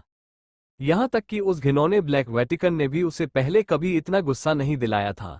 उसने कभी सोचा भी नहीं था कि यह गुस्सा किसी बैटलमेट की वर्दी पहने व्यक्ति को आएगा। मो फैन, तुम्हारे सामने आने के बाद भी यह शैतान हमें मार डालेगा। राजधानी, जादुई शहर वापस जाओ। तुम्हें प्रवर्तन संघ और सेना को यहां हुई घटना के बारे में बताना होगा। बुरी तरह घायल झाओ मानटिंग चीख पड़ी। वो जादू से चीख नहीं पा रहा था, क्योंकि उसकी आत्मा को सील किया जा रहा था। वह केवल अपनी पूरी ताकत से चिल्ला सकता था, इस उम्मीद में कि मो फैन उसे कहीं नीचे सुन सके। लेकिन फिर भी ऊंचाई के कारण मो फैन के लिए उसे सुनना नामुमकिन था। बाय टिंगटिंग और मो नुजियाओ चुप रहीं। उनके कानों में लू नियान की भयानक हंसी की गूंज गूंज रही थी। आकाश में हवा का एक जोरदार झोंका आगे बढ़ा और बादलों को एक नीली रेखा में चीरता हुआ निकल गया। नीले आकाश में धीरे धीरे पवन पंखों की एक जोड़ी दिखाई दी, और एक व्यक्ति, जिसने अपनी पीठ पर एक अलग पैटर्न वाली पवन जैकेट पहनी हुई थी, तेजी से शहर की ओर उड़ गया। उस आदमी का चेहरा आकर्षक और दाढ़ी से ढका हुआ था। हालांकि उसके कॉलर सीधे थे, फिर भी उसकी गर्दन से लेकर छाती तक फैला एक स्पष्ट निशान दिखाई दे रहा था। लू नियान, तुमने एक भयानक अपराध किया है। छात्रों को तुरंत छोड़ दो। वह आदमी विशालकाय स्वर्गीय ईगल के पास पहुंचा और गुस्से से चिल्लाया। अरे यार, अत्याचारी छिपकलियों का एक झुंड हमारी ओर आ रहा है। आसपास के माहौल पर नजर रखने के प्रभारी एक सैनिक ने अचानक कहा। विशालकाय छिपकलियां उनकी रक्षा पंक्ति को कभी भेद नहीं पाएंगी। आखिरकार वे अनगिनत युद्धों का अनुभव कर चुके युद्ध जादूगर थे। वे जानते थे कि दानव प्राणियों की कमजोरियों का फायदा उठाकर अस्थायी किला कैसे बनाया जाता है। हालांकि अत्याचारी छिपकलियों की कहानी बिल्कुल अलग थी। प्रकट होने वाली प्रत्येक अत्याचारी छिपकली उनकी संरचना को कुछ न कुछ नुकसान पहुंचाएगी। उन्हें रोकने के लिए कुछ मध्यवर्ती मंत्रों की आवश्यकता होगी। हालांकि अत्याचारी छिपकलियों का झुंड उनके लिए वाकई एक बुरे सपने जैसा था। वे सभी विशालकाय छिपकलियों की भारी संख्या को रोकने की कोशिश कर रहे थे। अत्याचारी छिपकलियों से निपटने के लिए किसके पास अतिरिक्त मारक क्षमता होगी? सड़क के आधे हिस्से पर कब्जा जमाए हुए अत्याचारी छिपकलियों के झुंड को देखकर, जिनकी अलग अलग रंग की खालें उनके अंदर मौजूद तत्व को दर्शाती थीं, सैनिक पहले की तरह शांत नहीं रह सके, क्योंकि मौत बस कोने ही में खड़ी थी। अभी रास्ता साफ करो, जियांग यी ने आदेश दिया। उन्हें राक्षसी जानवरों से छुटकारा पाना ही था, अन्यथा उनकी पूरी सेना यही नष्ट हो जाती। इसी बीच मो फैन ने फ्लीइंग शैडो का इस्तेमाल करके खुद को मुख्य सड़क से दूर कर लिया था।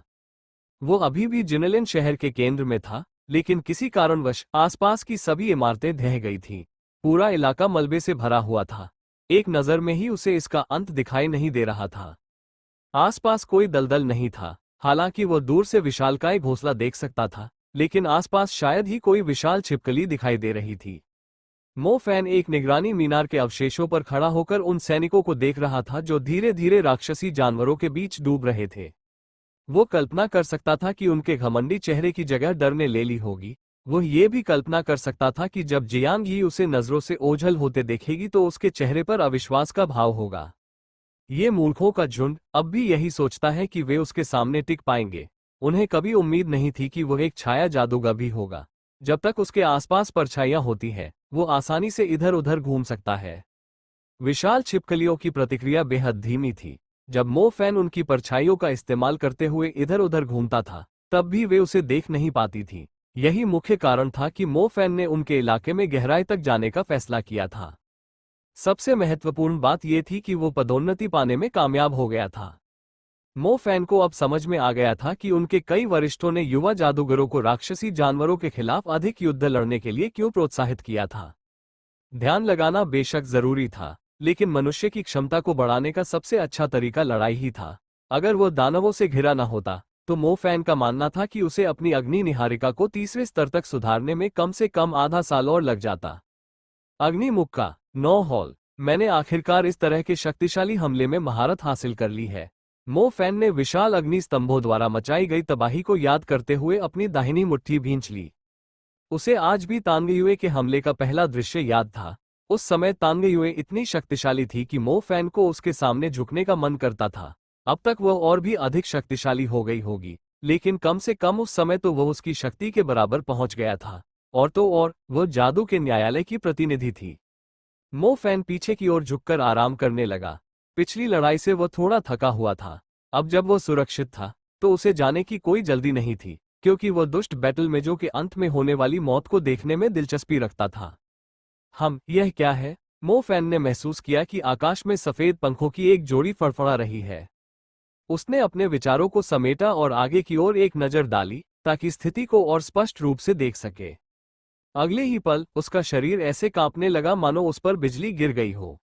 यह एक दिव्य बाज था जिसके पंख बर्फीले सफेद रंग के थे और यह सामान्य बाज से थोड़ा बड़ा था। वो जिनेलिन शहर के ऊपर आकाश में उड़ते हुए अपने पंख फड़फड़ा रहा था।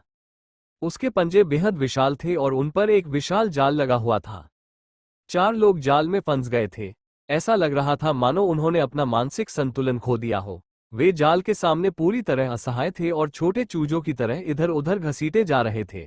उनकी आंखें बेबसी से अपने आसपास के वातावरण को देख रही थीं। मो फैन उन्हें भली भांति जानता था, क्योंकि वे झाओ मानटिंग, मु नुजियाओ, मु निंगस्यू और बाई टिंग टिंग थी। मो फैन के दिल में क्रोध की आग भड़क उठी। उसे आखिरकार समझ आ गया कि लू नियान उसके पीछे क्यों नहीं आ रही थी। दरअसल वो शैतान उसके दोस्तों का पीछा कर रहा था। वो उन्हें हवा में लटकाए हुए था, सिर्फ अपनी सौदेबाजी की रणनीति दिखाने के लिए। मो फैन बेहद गुस्से में थी। कोई इतना नीच कैसे हो सकता है? अगर वो अपने गुस्से को मुट्ठी में आग में बदल सकता, तो वह उस कमीने का चेहरा अपने नंगे हाथों से ही चकनाचूर कर देता। मो फैन, मैं ये बात सिर्फ एक बार कहूंगा, चाहे तुम इसे सुन पाओ या नहीं। तुरंत मेरे सामने घुटने टेक दो, नहीं तो मैं इन्हें इतनी ऊंचाई से नीचे फेंक दूंगा। चिंता मत करो, मैंने उनकी आत्माओं को कैद कर लिया है। मैं तुम्हें गारंटी देता हूं कि गिरने के दौरान वे एक भी जादू नहीं कर पाएंगे। मेरे अनुभव के अनुसार इस ऊंचाई से गिरने पर योद्धा स्तर का दानव भी चूर चूर हो जाएगा। झाओ परिवार के उस छोटे बच्चे की तो बात ही छोड़ो, जो मेरी पिटाई के बाद मरने की कगार पर है। लेकिन बर्फ तत्व वाली उस लड़की के लिए तो दुख की बात है, जो अभी भी बेहोश है। मुझे लगता है कि वह तुम्हारे लिए बहुत महत्वपूर्ण है। अगर इतना काफी नहीं है, तो उन तीनों को एक साथ मारो तो कैसा रहेगा? लू नियान की शैतानी जैसी आवाज आकाश में गूंज उठी। उसने जानबूझकर अपनी जादुई शक्ति से अपनी आवाज को इतना शक्तिशाली बना लिया था कि वो शहर के हर कोने तक फैल जाए। जैसे ही मो फैन ने ये शब्द सुने, उसके पैरों के नीचे बेकाबू होकर आग भड़क उठी। वो अपने भीतर के क्रोध को अब और नियंत्रित नहीं कर सका। यहां तक कि उस घिनौने ब्लैक वेटिकन ने भी उसे पहले कभी इतना गुस्सा नहीं दिलाया था। उसने कभी सोचा भी नहीं था कि यह गुस्सा किसी बैटलमेट की वर्दी पहने व्यक्ति को आएगा। मो फैन, तुम्हारे सामने आने के बाद भी यह शैतान हमें मार डालेगा। राजधानी, जादुई शहर वापस जाओ। तुम्हें प्रवर्तन संघ और सेना को यहां हुई घटना के बारे में बताना होगा। बुरी तरह घायल झाओ मानटिंग चीख पड़ी। वो जादू से चीख नहीं पा रहा था, क्योंकि उसकी आत्मा को सील किया जा रहा था। वो केवल अपनी पूरी ताकत से चिल्ला सकता था, इस उम्मीद में कि मो फैन उसे कहीं नीचे सुन सके। लेकिन फिर भी ऊंचाई के कारण मो फैन के लिए उसे सुनना नामुमकिन था। बाय टिंगटिंग और मो नुजियाओ चुप रहीं। उनके कानों में लू नियान की भयानक हंसी की गूंज गूंज रही थी। आकाश में हवा का एक जोरदार झोंका आगे बढ़ा और बादलों को एक नीली रेखा में चीरता हुआ निकल गया। नीले आकाश में धीरे धीरे पवन पंखों की एक जोड़ी दिखाई दी, और एक व्यक्ति, जिसने अपनी पीठ पर एक अलग पैटर्न वाली पवन जैकेट पहनी हुई थी, तेजी से शहर की ओर उड़ गया। उस आदमी का चेहरा आकर्षक और दाढ़ी से ढका हुआ था। हालांकि उसके कॉलर सीधे थे, फिर भी उसकी गर्दन से लेकर छाती तक फैला एक स्पष्ट निशान दिखाई दे रहा था। लू नियान, तुमने एक भयानक अपराध किया है। छात्रों को तुरंत छोड़ दो। वह आदमी विशालकाय स्वर्गीय ईगल के पास पहुंचा और गुस्से से चिल्लाया। लू नियान स्वर्गीय ईगल की पीठ पर खड़ी होकर विंड विंग्स चला रहे दाढ़ी वाले आदमी को घूर रही थी। जानकान, क्या वो दक्षिण में सेना का प्रभारी नहीं है? वो उसके काम में दखल देने के लिए डोंगटिंग झील तक क्यों आएगा? ये पूरा ऑपरेशन पर्दे के पीछे किया गया था। सेना को इसकी भनक लगने का कोई तरीका नहीं था। क्या किसी ने उन्हें इसकी सूचना दे दी थी? क्या ये वही छात्र थे जो भाग निकले थे? यह असंभव है। भले ही उनके पास किसी प्रकार का संचार उपकरण होता, सेना इतनी जल्दी प्रतिक्रिया नहीं दे पाती। अगर जानकोंग भी संयोगवश आसपास ही होता, तो यह महज एक संयोग ही होता। लू नियान मुस्कुराया, जिससे उसके पीले दांत दिखाई दिए। उसने शांत भाव से अपनी पाइप लहराई और चुनौती भरी निगाहों से बोला, तुम जैसे निकम्मे कमांडर, जो बो शहर की रक्षा करने में नाकाम रहे, मुझे चुनौती देने की हिम्मत करते हो। जानकोंग, मुझे लगता है तुम अकेले आए हो। तुम्हें शुरू से ही पता था कि उस लड़के के पास दोहरी जन्मजात शक्तियां हैं, लेकिन तुमने इसे अपने तक ही सीमित रखा। क्या इसका मतलब यह है कि तुम भी कुछ निजी योजना बना रहे हो? बकवास। क्या तुम्हें लगता है कि हर कोई तुम्हारी तरह लापरवाह है? ब्लड सर्रा, बकवास है। उस बच्चे में इतनी क्षमता है कि वो उस घटिया इंसान का सहारा लिए बिना भी एक दिन हीरो बन सकता है। अगर मैं तुम्हारी जगह होता, तो छात्रों पर ऐसे अमानवीय तरीके इस्तेमाल करने पर मुझे बहुत शर्म आती। अगर तुम्हारे पिता को पता होता कि तुम इतने घटिया इंसान बनोगे, तो वो तुम्हें दीवार पर गोली मारकर हवा में सूखने के लिए छोड़ देते। जानकोंग को इस बात की परवाह नहीं थी कि गाली देते समय उसके शब्द कितने कठोर लगते हैं। वो बेहद गुस्से में था। जानकोंग ने अनुमान लगाया कि लू नियान केवल मो फैन को जिंदा पकड़ने की कोशिश कर रही होगी। उसे आश्चर्य हुआ कि लू नियान पूरी तरह से अपना मानसिक संतुलन खो बैठा था। उसने किसी तरह सभी छात्रों को चुप कराने के लिए उन्हें मार डालने का फैसला कर लिया था। वे इंपीरियल कॉलेज और पर्ल इंस्टीट्यूट के प्रतिभाशाली छात्र थे, जिनका भविष्य उज्ज्वल था। हालांकि लू नियान की बेलगाम महत्वाकांक्षा के कारण ही उनकी यहां भयानक मौत हो गई। उसके जैसा नाकामयाब इंसान सेना को मिले कितने साल हो गए थे? जानकोंग, क्या तुम्हें सच में लगता है कि तुम मुझे हरा सकते हो? लू नियान मुस्कुराया। धीरे धीरे उसकी मुस्कान एक क्रूर हंसी में बदल गई। चूंकि उसके कारनामों का पर्दाफाश हो चुका था, इसलिए अब इसे गुप्त रखने की कोई आवश्यकता नहीं थी। बहुत ज्यादा चिंता करने की कोई जरूरत नहीं थी। एक उच्च उपलब्धि हासिल करने वाले को कभी भी अपने आसपास की पाबंदियों से बंधे नहीं रहना चाहिए। अब बेहतर यही था कि वह अपने पद से मुक्त हो गया था। सेना में कुछ ही कमांडर थे जो उसकी ताकत का मुकाबला कर सकते थे, और लू नियान निश्चित रूप से उनमें से एक था। अब नरसंहार शुरू होने का समय आ गया था। इस घटना से जरा सा भी संबंध रखने वाला कोई भी व्यक्ति मर जाएगा। इन्हें उस चीज को खिला दो। लू नियान ने घोंसले के ऊपर अभी अभी जागे उस विशालकाय जानवर की ओर क्रूर मुस्कान के साथ देखा। कमांडर, मुझे लगता है वो एक रेजिटल ड्रेक है, हेवनली ईगल को चला रहे सैनिक ने कांपती हुई आवाज में कहा। लू नियान उस उजाड़ शहर के शासक का जिक्र कर रही थी, जो इस समय विशाल छिपकलियों के घोंसले के शीर्ष पर बैठा है। रेजिटल ड्रेक? क्या चारों छात्रों को रेजिटल ड्रेक को खिलाना है? क्या ये कुछ ज्यादा ही नहीं हो गया था? अगर वो उसकी ओर उड़ता, तो रेजिटेल ड्रेक निश्चित रूप से उसे और हेवनली ईगल दोनों को खा जाता। क्या तुम मेरे आदेश का उल्लंघन कर रहे हो? लू नियान ने सिपाही को घूरकर देखा। नहीं, नहीं। सैनिक ने सलाम किया और दिव्य चील को घोंसले की ओर उड़ने का निर्देश दिया। जाल में बाय टिंगटिंग का चेहरा कागज के टुकड़े की तरह पीला पड़ गया था। झाओ मांटिंग और मुनुजियाओ शायद उस जानवर को नहीं जानते हो, लेकिन उसने उसे खुद देखा था। दिव्य चील सीधे उस जानवर की ओर उड़ रही थी। उनके बीच की दूरी के बावजूद बाय टिंगटिंग डर के मारे पसीने से तरबतर हो गई थी। यह क्या है? झाओ मांटिंग ने जाल को पकड़ लिया और खाली चेहरे से घोंसले के ऊपरी हिस्से को घूरने लगी। यह वही चीज है जिसने छद्मरूपी दानव को एक ही बार में खा लिया था, बाय टिंगटिंग ने कांपती हुई आवाज में कहा। झाओ मांटिंग और मुनुजियाओ डर के मारे कांपने लगी। तो बात यह है, छद्मरूप धारण करने वाले दानव को एक ही बार में खा जाना। छद्मरूप धारण करने वाले दानव से निपटना ही असंभव था, तो क्या इससे रेजिटेल ड्रेक यमराज जितना ही घातक नहीं हो जाता? उन्होंने रेजिटेल ड्रेक के नाश्ते के रूप में खाए जाने की बजाय अपनी वर्तमान ऊंचाई से गिरकर मरना बेहतर समझा। लू नियान, क्या तुम पागल हो गए हो? क्या तुम सचमुच गलतियां करते रहोगे? झान कोंग गुस्से से दहाड़ा।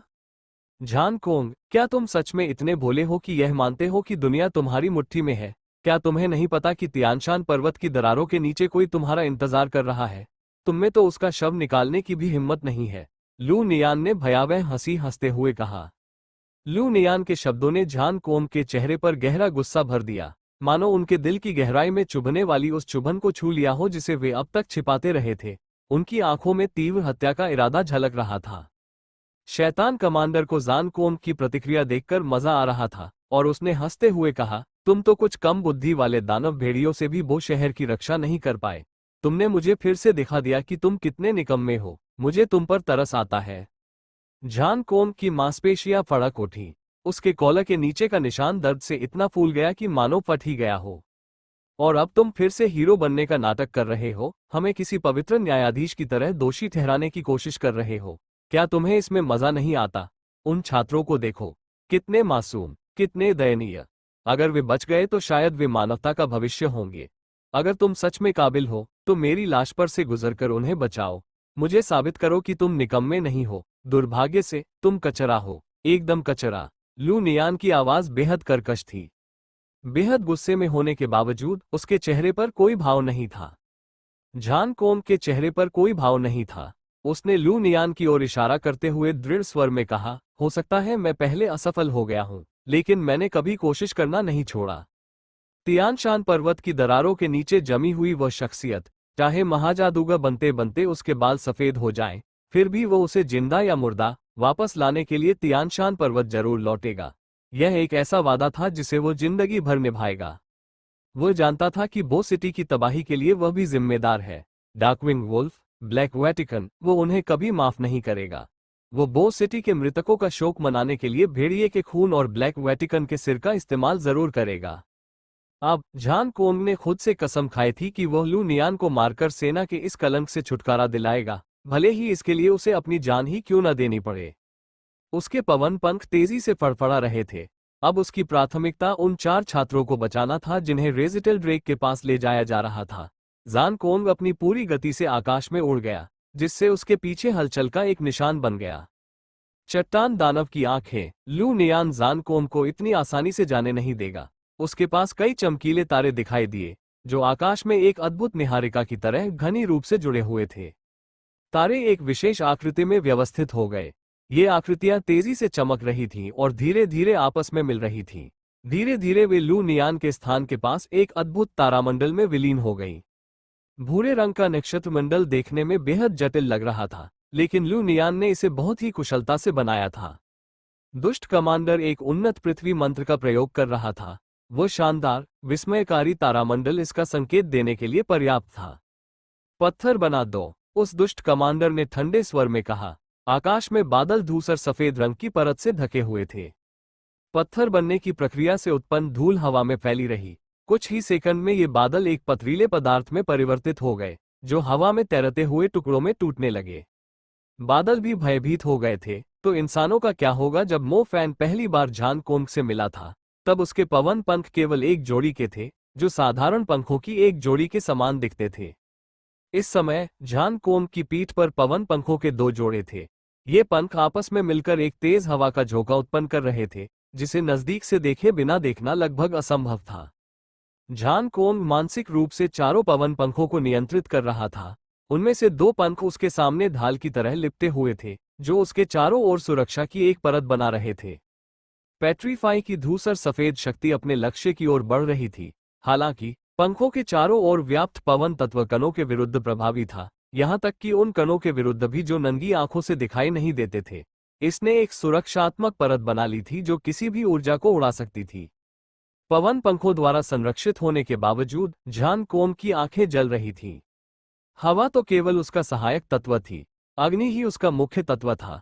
लू नियान जैसे शक्तिशाली प्रतिद्वंद्वी का सामना करते हुए झान कोम का अपनी शक्ति छिपाने का कोई इरादा नहीं था। उसके शरीर के चारों ओर तेजी से चमकीले तारे एक सीध में आ गए। तारों के बीच के रास्ते आपस में मिल गए और एक उत्तम मध्यवर्ती तारामंडल आकृति बन गई। तारों के पैटर्न आपस में जुड़ते जा रहे थे और झान कोम उनके ठीक बीच में तैर रहा था। वह एक तानाशाह की तरह था जिसका सभी जीवित प्राणियों के जीवन पर नियंत्रण था और जो हाथ के एक इशारे से ही सर्वनाश कर सकता था। नक्षत्रमंडल ने आकार ले लिया। जब उन्नत जादू का प्रयोग किया जा रहा था, तब झान कोम ने अपने हाथों को ऊपर उठाए हुए अपनी ऊंचाई बनाए रखी। आकाश में एक अग्निमय जादुई घेरा तेजी से ऊपर उठा। अग्नि की लपटों से घिरी जादुई अंगूठी ने बादलों के ऊपर एक विशाल क्षेत्र को ढक लिया। इसने आकाश को सूर्यास्त के रंग में रंग दिया, जिसके परिणामस्वरूप एक शानदार दृश्य उत्पन्न हुआ। आकाश ज्वाला अंतिम संस्कार। अग्नि नक्षत्र के ठीक बीच में स्थित झान कोम ने लू नियान की ओर देखा।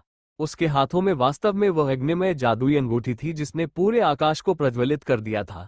उसकी गर्जना के बाद विशाल अग्नि गोले उल्कापिंडों की वर्षा की तरह आकाश में छा गए और नीचे की ओर गिरे। शहर के ऊपर का आकाश धधकते लाल रंग में रंग गया था। उल्कापिंडों की वर्षा देखने में बेहद आश्चर्यजनक थी। इसे सचमुच एक अंतिम संस्कार कहना उचित होगा, क्योंकि प्रत्येक उल्कापिंड अपने आप में विनाशकारी था और शहर के एक बड़े हिस्से को राख में तब्दील कर दिया था। हालांकि आकाश ज्वाला का अंतिम संस्कार दुष्ट कमांडर लू नियान को निशाना बनाकर किया जा रहा था, लेकिन जमीन पर मौजूद विशाल छिपकलियों के झुंड भी इसके शिकार बन गए। अनगिनत छिपकलियां जलकर राख हो गईं क्योंकि आग की लपटें उस जगह पर बरस पड़ी। जब विनाशकारी शक्ति एक निश्चित स्तर पर पहुंच गई, तो सेवक श्रेणी के दानव जानवर अत्यंत छोटे हो गए। आकाश ज्वाला अंतिम संस्कार से उत्पन्न होने वाली शक्ति एक पूरी गली से विशाल छिपकलियों को नष्ट करने के लिए पर्याप्त थी। मो फैन का मन लू नियान और झान कोम के बीच द्वंद्व युद्ध देखने का नहीं था। घोंसले की ओर जाते समय वो स्वर्गीय चील का पीछा करते हुए अपना सिर ऊपर उठाता है। झान कोम लू नियान के खिलाफ लड़ाई में व्यस्त था। उसके पास छात्रों को समय पर बचाने का कोई रास्ता नहीं था। मो फैन चिंता से व्याकुल था जब उसने झाओ मानटिंग, मू नुजियाओ, बाय टिंगटिंग और मू निंगसू को नरक के द्वार की ओर बढ़ते देखा। अब क्या वो उन्हें बचाने के लिए क्या कर सकता था? सामने विशाल छिपकलियों का एक विशाल सागर था। उसे ये भी नहीं पता था कि वो उनके बीच से रास्ता बना पाएगा या नहीं। भगवान के लिए रेजिटल ड्रेक जाग गया था। घोंसले के सबसे ऊपरी हिस्से में पंखों की एक विशाल जोड़ी धीरे धीरे फैली, जैसे कोई इंसान झपकी से जागने के बाद अंगड़ाई लेता है। गहरी सांस छोड़ते ही उसकी विशाल आंखें धीरे धीरे खुली और उसके सामने के बादल चीरते हुए अलग हो गए। उसने धीरे से अपना सिर घुमाया। पहले उसने अपने नागरिकों की ओर देखा, ये देखने के लिए कि क्या वे अपनी दिनचर्या का पालन कर रहे हैं। हालांकि अचानक उसकी नजर आगे कुछ हिलता हुआ दिखाई दिया। विशाल छिपकलियां स्थिर चीजों के प्रति असंवेदनशील थीं। हालांकि आकाश में उड़ने वाली चीजों के प्रति उनमें स्वाभाविक रूप से द्वेष था। वो विशालकाय जानवर अपनी ओर आते हुए दिव्य बाज को घूर रहा था। उसकी निगाहें जाल में लटके हुए मनुष्यों पर टिकी हुई थीं।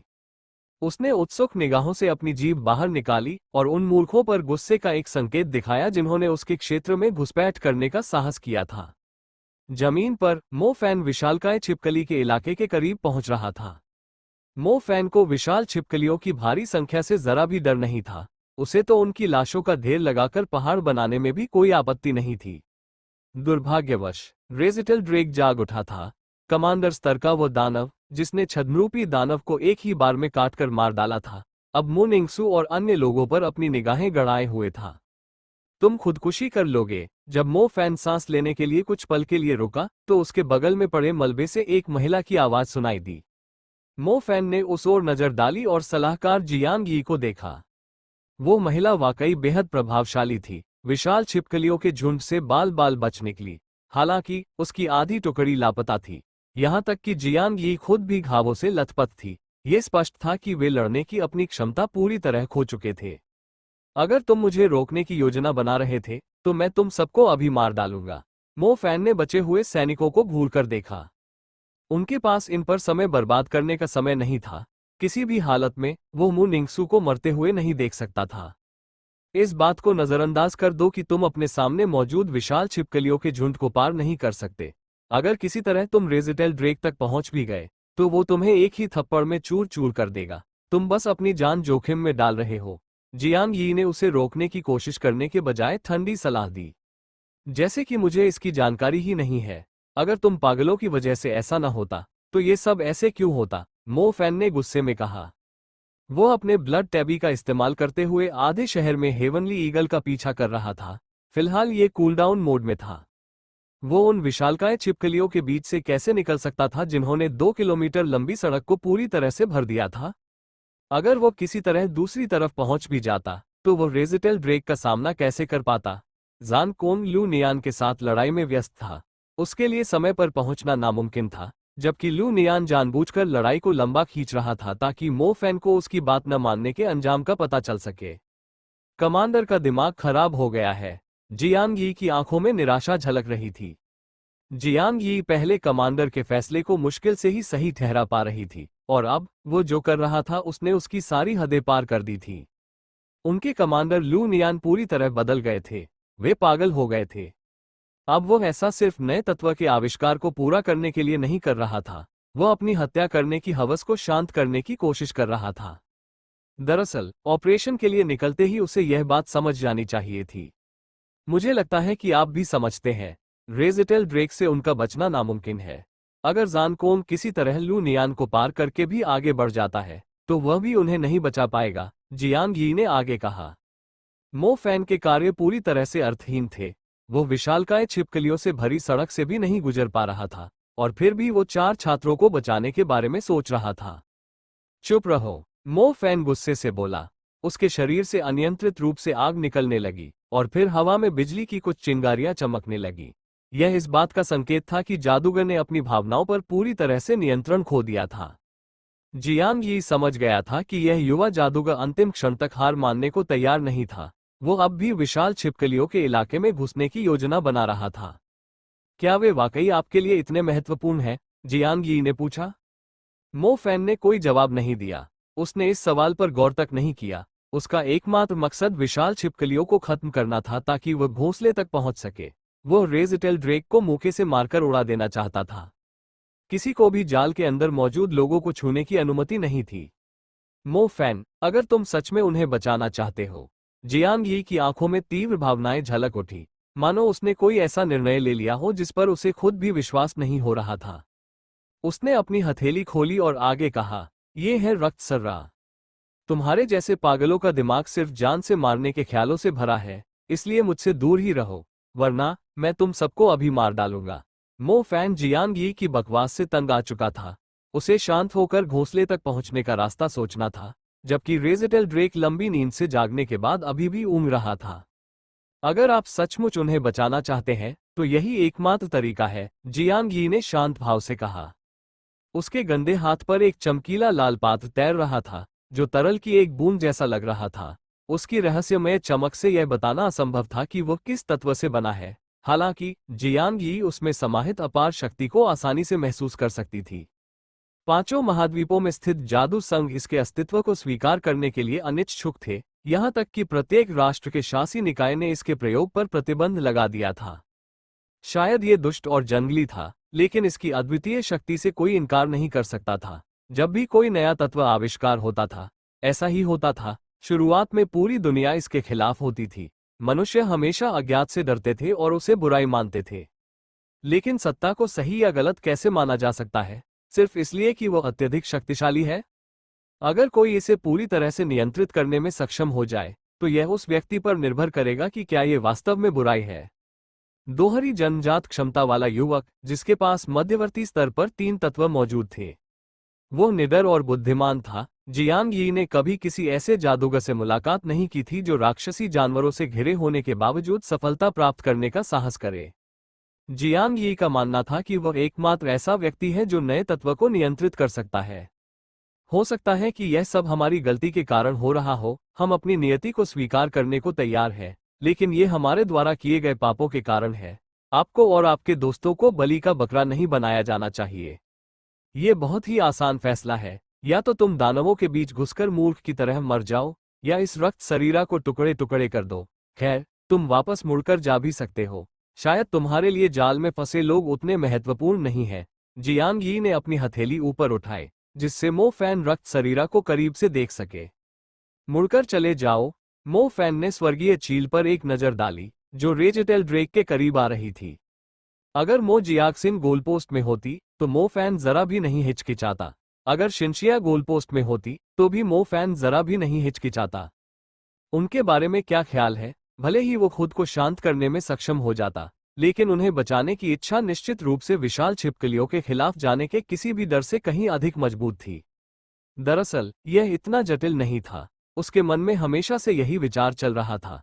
किसी को भी उन्हें छूने की अनुमति नहीं थी, न तो शैतान लू नियान को, न ही रेजिटेल ड्रेक को।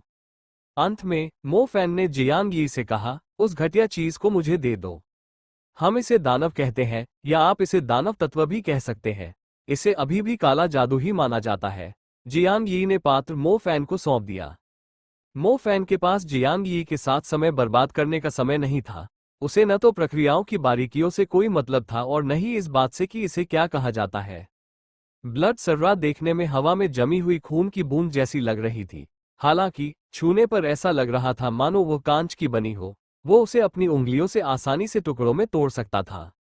तुम्हारे पास 2 जन्मजात तत्वों के कारण 3 नेबुला है। तुम रक्त शारीरा को पर्याप्त ऊर्जा प्रदान करने में सक्षम होगे।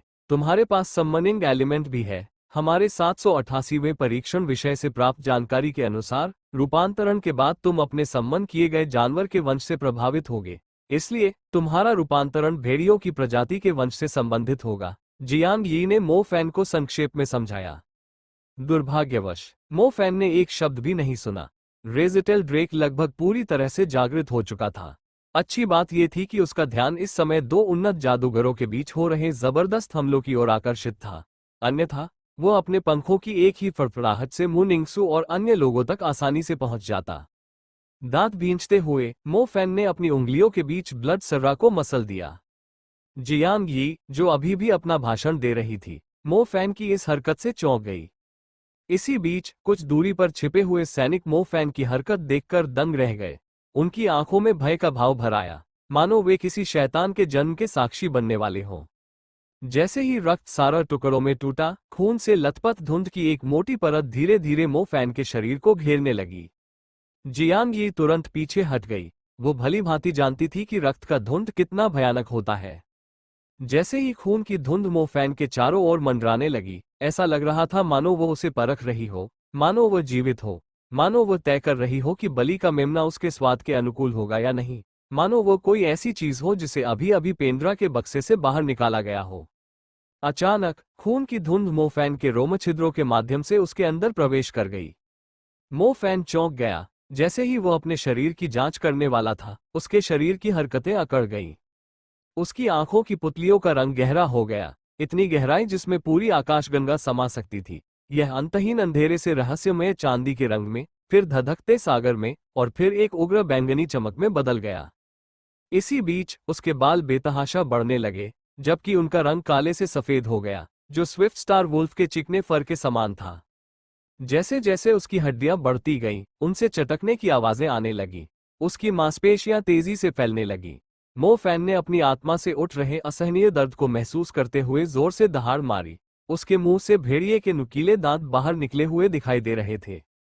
खून की धुंध गायब हो गई थी। हालांकि जियांग यी ने मो फैन के चारों ओर एक अजीब सी आकृति देखी, जिसके बाद उसकी त्वचा के नीचे खून के रंग की रेखाएं फैलती हुई दिखाई दी। यह आकृति नवजात शिशु की तरह तेजी से बढ़ रही थी।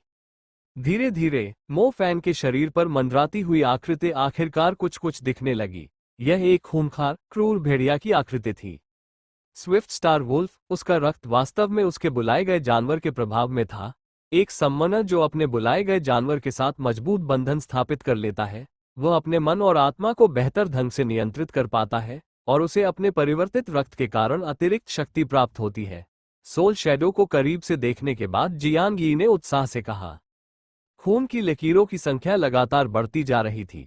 वे आपस में जुड़कर एक ऐसा पैटर्न बना रही थी जो स्विफ्ट स्टार वुल्फ के शरीर पर मौजूद पैटर्न जैसा था। हालांकि उनमें समाहित वंश की शक्ति स्विफ्ट स्टार वुल्फ की शक्ति से कहीं अधिक थी। मो फैन के मुंह से एक भयानक दहाड़ निकली। हालांकि उसके शरीर में व्याप्त रक्त रेखाओं के बावजूद उसने अपना मानवीय रूप बरकरार रखा था, लेकिन उसके शरीर से निकलने वाली आभा किसी दानव जानवर से कहीं अधिक भयावह थी। उसकी अमानवीय आंखें और टखनों तक पहुंचने वाले लंबे सफेद बाल उसके शैतानी स्वभाव को पूरी तरह से प्रदर्शित करते थे। उसके नंगे पैर जमीन पर जोर से पड़े, जिससे जले हुए पदचिन्हों की लकीरें बन गईं। जिस रास्ते पर वह चला, वो पल भर में जलती हुई नरक जैसी जगह में बदल गया। उसका पूरा शरीर टिमटिमाती हुई बिजली की जंजीरों से घिरा हुआ था, जो वास्तव में एक विनाशकारी क्षेत्र का निर्माण कर रही थी। एक वेयरवुल्फ की आत्मा की छाया उसकी पीठ पर मंडरा रही थी, जो उसकी शक्ति और अंधकार को प्रदर्शित कर रही थी जिस पर उसका पूर्ण नियंत्रण था। मनुष्य में हमेशा से ही ऐसी चीजों की कल्पना करने की प्रवृत्ति रही है जिनका कभी अस्तित्व ही नहीं था। वे अपने ज्ञान का उपयोग करके कुछ नया आविष्कार करते थे, और यदि उनके द्वारा आविष्कार की गई चीज बुरी होती थी तो वे उसे शैतान कहते थे। दानव तत्व जनता को स्वीकार्य नहीं था, लेकिन साथ ही साथ उसमें असीमित क्षमता भी थी। वर्तमान में मो फैन के शरीर में 4 अलग अलग तत्व पूर्ण संतुलन में संयोजित थे। वह प्राचीन चित्रों में विद्यमान राक्षस का साक्षात रूप था। दानव तत्व प्रयोग में 1000 से अधिक परीक्षण विषय शामिल थे। हालांकि जियांग यी ने उनमें से किसी को भी मो फैन की तरह प्रतिक्रिया करते हुए कभी नहीं देखा था। सामान्यतः इस रूपांतरण से उनका रूप इतना विकृत हो जाता कि उन्हें पहचानना असंभव हो जाता। उत्परिवर्तन के कारण उनकी हड्डियां भी मुड़ जाती। एक बार तो एक प्रयोग में शामिल व्यक्ति के शरीर पर जगह जगह हड्डियां ब्लेड की तरह बाहर निकली हुई थी, जो उसे पूरी तरह से किसी दानव जानवर के रूप में दर्शाती थी। इसके विपरीत उसके सामने मौजूद युवक का रूप रंग काफी हद तक बरकरार था। हालांकि उसका रूपांतरण अन्य परीक्षण विषयों के विकृत रूपों की तुलना में कहीं अधिक भयावह था। वो विकृत युवक अचानक मुड़ गया। उसकी आंखें तेजी से रंग बदलते हुए जियांग यी को घूर रही थीं। जियांग यी एकदम जम गई। वो अपनी उंगलियां भी नहीं हिला पा रही थी। उसे बिल्कुल समझ नहीं आ रहा था कि वह डर से इतनी व्याकुल क्यों हो रही है और विरोध करने का विचार भी क्यों नहीं कर पा रही है। मैं बताना भूल गया था। उस विकृत युवक ने इंसानी भाषा में बात की, बस फर्क इतना था कि उसके लहजे में थोड़ी सी बर्बरता झलक रही थी। जियांग यी को यकीन नहीं हो रहा था कि उसने अभी क्या सुना। ये पहली बार था जब किसी दैत्य रूप धारण किए जादूगर ने सामान्य रूप से बात की थी। ये परिवर्तन मूल रूप से उन मनुष्यों के समान था जिन पर परजीवी जीवों का कब्जा हो जाता है और वे दैत्य जीव बन जाते हैं। जिक्र करना भूल गया। क्या बताना भूल गए। जियांग यी ने उस युवक को देखा जो बाकी सभी परीक्षण प्रतिभागियों से कहीं अधिक असाधारण था। ऐसा लग रहा था मानो अपने राक्षसी रूप के कारण वो एक अलग ही व्यक्ति बन गया हो। वह क्या कहना चाह रहा है और वो मुझे क्या बताना भूल गया? मेरे पास सिर्फ 3 तत्व नहीं है। मो फैन की आवाज में व्यंग्य का हल्का सा भाव था। हालांकि वो सचमुच व्यंग्य नहीं कर रहा था। उसे अपने कानों में उपहास भरी हंसी की गूंज सुनाई दे रही थी। जियांग यी एक बार फिर स्तब्ध रह गई। वो यह नहीं बता पा रही थी कि वह युवक अभी भी वही व्यक्ति है या नहीं जो पहले था। क्या आपके पास सिर्फ 3 तत्व नहीं है? ये हो सकता है? जियांग यी को अचानक कुछ एहसास हुआ। उसने मो फैन की पीठ पर मंडराते हुए भेड़िया जैसे दिखने वाले आत्मा के साय को बड़े आश्चर्य से देखा। परछाई, ये कहां से आया था? इससे पहले कि जियांग यी अपने ही सवाल का जवाब दे पाती, राक्षसी रूप धारण किए हुए युवक ने झुककर प्रणाम किया। वह एक मानव आकार के धनुष की तरह था जो शक्ति का संचय कर रहा था। जैसे जैसे उसका शरीर धीरे धीरे नीचे धंसता गया, उसके नीचे की जमीन फट गई, जिससे उसके द्वारा एकत्रित की जा रही बल की मात्रा का संकेत मिलता है। मो फैन एक तीर की तरह हवा में उछला और जियांग यी और उसके सैनिकों के सामने से गायब हो गया। आंखें ऊपर उठाते ही उसने देखा कि मो फैन पास ही के एक सिग्नल टावर पर उतरा था। वो टावर 100 मीटर से भी अधिक ऊंचा था। उसने तो बस अपनी शारीरिक शक्ति का इस्तेमाल करके उस पर छलांग लगा दी थी। उसके पैरों के ठीक नीचे से ही जमीन एक विशाल मकड़ी के जाले की तरह फट गई, जिससे ये संकेत मिलता है कि उसके शरीर में एक दानव जानवर से भी अधिक विस्फोटक शक्ति थी। इसमें सिर्फ 3 तत्व नहीं है। इसमें सिर्फ 3 तत्व नहीं है। जियांग यी ने आकाश की ओर देखते हुए भावहीन चेहरे के साथ बुदबुदाया। दो जन्मजात तत्वों से युक्त एक जादूगर को पहले से ही उनके प्रयोग के लिए आदर्श उम्मीदवार माना जा रहा था, लेकिन क्या होगा यदि उस युवक में 4 तत्व हों? घोंसले के ऊपर विशालकाय रेजिटेल ड्रेक ने अपनी निगाहें अपनी ओर आ रहे हेवनली ईगल पर टिका रखी थीं। अपने पंखों को फड़फड़ाते हुए रेजिटेल ड्रेक घोंसले से उड़ गया और विशाल जाल लिए हुए हेवनली ईगल की ओर झपटा। उसने अपना बड़ा मुंह एक विशाल गुफा की तरह खोल दिया, मानो हेवनली ईगल और जाल में फंसे इंसानों को एक ही झटके में निगलने की योजना बना रहा हो। वो सोने से पहले उन्हें बस एक नाश्ते की तरह खा रहा था। वो उन्हें बिना चबाए ही निगलने और पचाने की योजना बना रहा था। उसके मुख के अंदर की लार बेहद चिपचिपी थी। बाय टिंग टिंग, झाओ मानटिंग, मु नुजियाओ और मु निंगसू को उसने सीधे अपने मुंह में निगल लिया। उसका मुंह इतना बड़ा था कि वे उसमें समा सके। अगर रेजिटेल ड्रेक अपने दांतों का इस्तेमाल करता तो वे पल भर में कीमा बन जाते। वे जल्द ही उसकी जीभ से फिसलकर उसकी ग्रासनली में चले जाएंगे। उसके पेट की दीवार के दबाव और उसके गैस्ट्रिक एसिड की संक्षारकता के कारण छात्रों की भयानक मृत्यु हो जाएगी। बाय टिंगटिंग और मु नुजियाओ ने अपनी आंखें बंद कर ली थीं। सच कहें तो अगर वे आंखें खोलती तो भी उन्हें अंधेरे के सिवा कुछ नहीं दिखता। गंदी छिपकली, इसे अभी उगल दे। एक भयानक दहाड़ से पूरा इलाका हिल गया, मानो साफ आसमान में बिजली कड़क रही हो। एक सिग्नल टावर के ऊपर भेड़िए जैसी छाया में घिरा हुआ एक व्यक्ति उस विशालकाय जानवर की ओर झपटा। उसकी मुट्ठी ने हवा में एक अविश्वसनीय घर्षण पैदा किया और उसके अंदर की आग भयंकर रूप से भड़क उठी। जैसे ही वह आकृति रेजिटेल ड्रेक के पास पहुंची, उसने एक बहुत बड़ी प्रचंड मुट्ठी रेजिटेल ड्रेक की गर्दन पर फेंकी। अपना नाश्ता करते समय अचानक तेज झटका लगने से रेजिटेल ड्रेक पीछे की ओर गिर गया। खाना निगलने से ठीक पहले ही उसने उसे थूक दिया और फिर उसका विशाल शरीर पीछे की ओर उड़कर घोंसले के एक छेद में जोर से जा टकराया। जलती हुई लपटें एक आग के बादल की तरह थीं जो मो फैन को आधा हवा में खींच रही थीं। मो फैन ने घोंसले के उस छेद को घूरकर देखा जिसमें रेजिटेल ड्रेक गायब हो गया था, मानो उसका सारा गुस्सा अभी निकला ही न हो। उसने अपना पैर उठाया और चाप बनाते हुए नीचे की ओर लात मारी, जिससे एक अर्धचंद्राकार शॉकवेव उत्पन्न हुई। एक भयानक गति से उत्पन्न हुई भूकंपीय लहर आसमान में फैल गई और सीधे रेजिटेल ड्रेक की ओर बढ़ गई। झटके की लहर इतनी तीव्र थी मानो किसी शक्तिशाली वार की तरह। ये चुपचाप घोंसले के पास से गुजरी और गायब हो गई। घोंसले का ऊपरी सिरा नीचे की ओर खिसकने लगा, जिससे उसकी सतह पर एक साफ कटाव दिखाई देने लगा। शंकु के आकार की यह पथरीली संरचना 300 मीटर से अधिक की ऊंचाई से गिरी और शहर के मध्य में जमीन में धंस गई। जियांग यी और सैनिकों की आंखें फटी रह गईं, उनके जबड़े नीचे गिर गए। क्या उसने कमांडर स्तर के रेजिटेल ड्रेक को एक ही मुक्के से उड़ा दिया? क्या उसने अपने पैर से अर्धचंद्राकार आकार का गोला दागा और रेजिटेल ड्रेक के घोंसले का ऊपरी हिस्सा काट डाला? रक्त सारीरा से रूपांतरण के बावजूद भी उसे इतनी भयानक शक्ति प्राप्त होने का कोई तरीका नहीं था।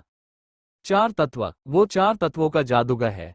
जियांग यी के दिल में एक जबरदस्त लहर दौड़ गई। अंततः उसे पता चल गया कि राक्षसी रूप धारण कर चुका मो फैन अभी भी क्यों बोल पा रहा था और परीक्षण में शामिल बाकी लोगों की तुलना में उसके पास इतनी अधिक शक्ति क्यों थी। रक्त सारीरा द्वारा प्रदत्त शक्ति जादूगर से प्राप्त ऊर्जा के सीधे समानुपाती थी। चूंकि उस बच्चे के पास 4 तत्व थे, इसलिए रूपांतरण के बाद वह 4 गुना से भी अधिक शक्तिशाली हो जाएगा। उसने तो उसे पूरी तरह से राक्षस के रूप में चित्रित कर दिया था। केवल 4 तत्वों का ज्ञान रखने वाला एक मध्यवर्ती स्तर का जादूगर ही पुनर्तः रूपांतरित हो सकता है। उसकी चेतना, जी हाँ, वो अपनी आत्म जागरूकता बनाए रखने में सक्षम था। अन्यथा एक दैत्यग्रस्त जादूगर में किसी राक्षसी जानवर की तरह केवल मारने की तीव्र इच्छा ही होती। अतीत के प्रयोगों के विपरीत वह जानता था कि वह क्या करना चाहता है। उसका अपने मन पर अभी भी नियंत्रण था। इसने काम किया। उनका डेमन एलिमेंट सफल रहा। उनका डेमन एलिमेंट आखिरकार सफल हो गया। जियांग यी जानती थी कि वह अपने गुनाह की सजा से बच नहीं सकती। हालांकि उसे इस बात की राहत थी कि वह दानव तत्व की असली ताकत को अपनी आंखों से देख सकी। नहीं, उसने अभी जो देखा था वह दानव तत्व के हिमशैल का मात्र एक छोटा सा हिस्सा था। उसके पास 4 तत्वों से युक्त दानव की शक्ति थी।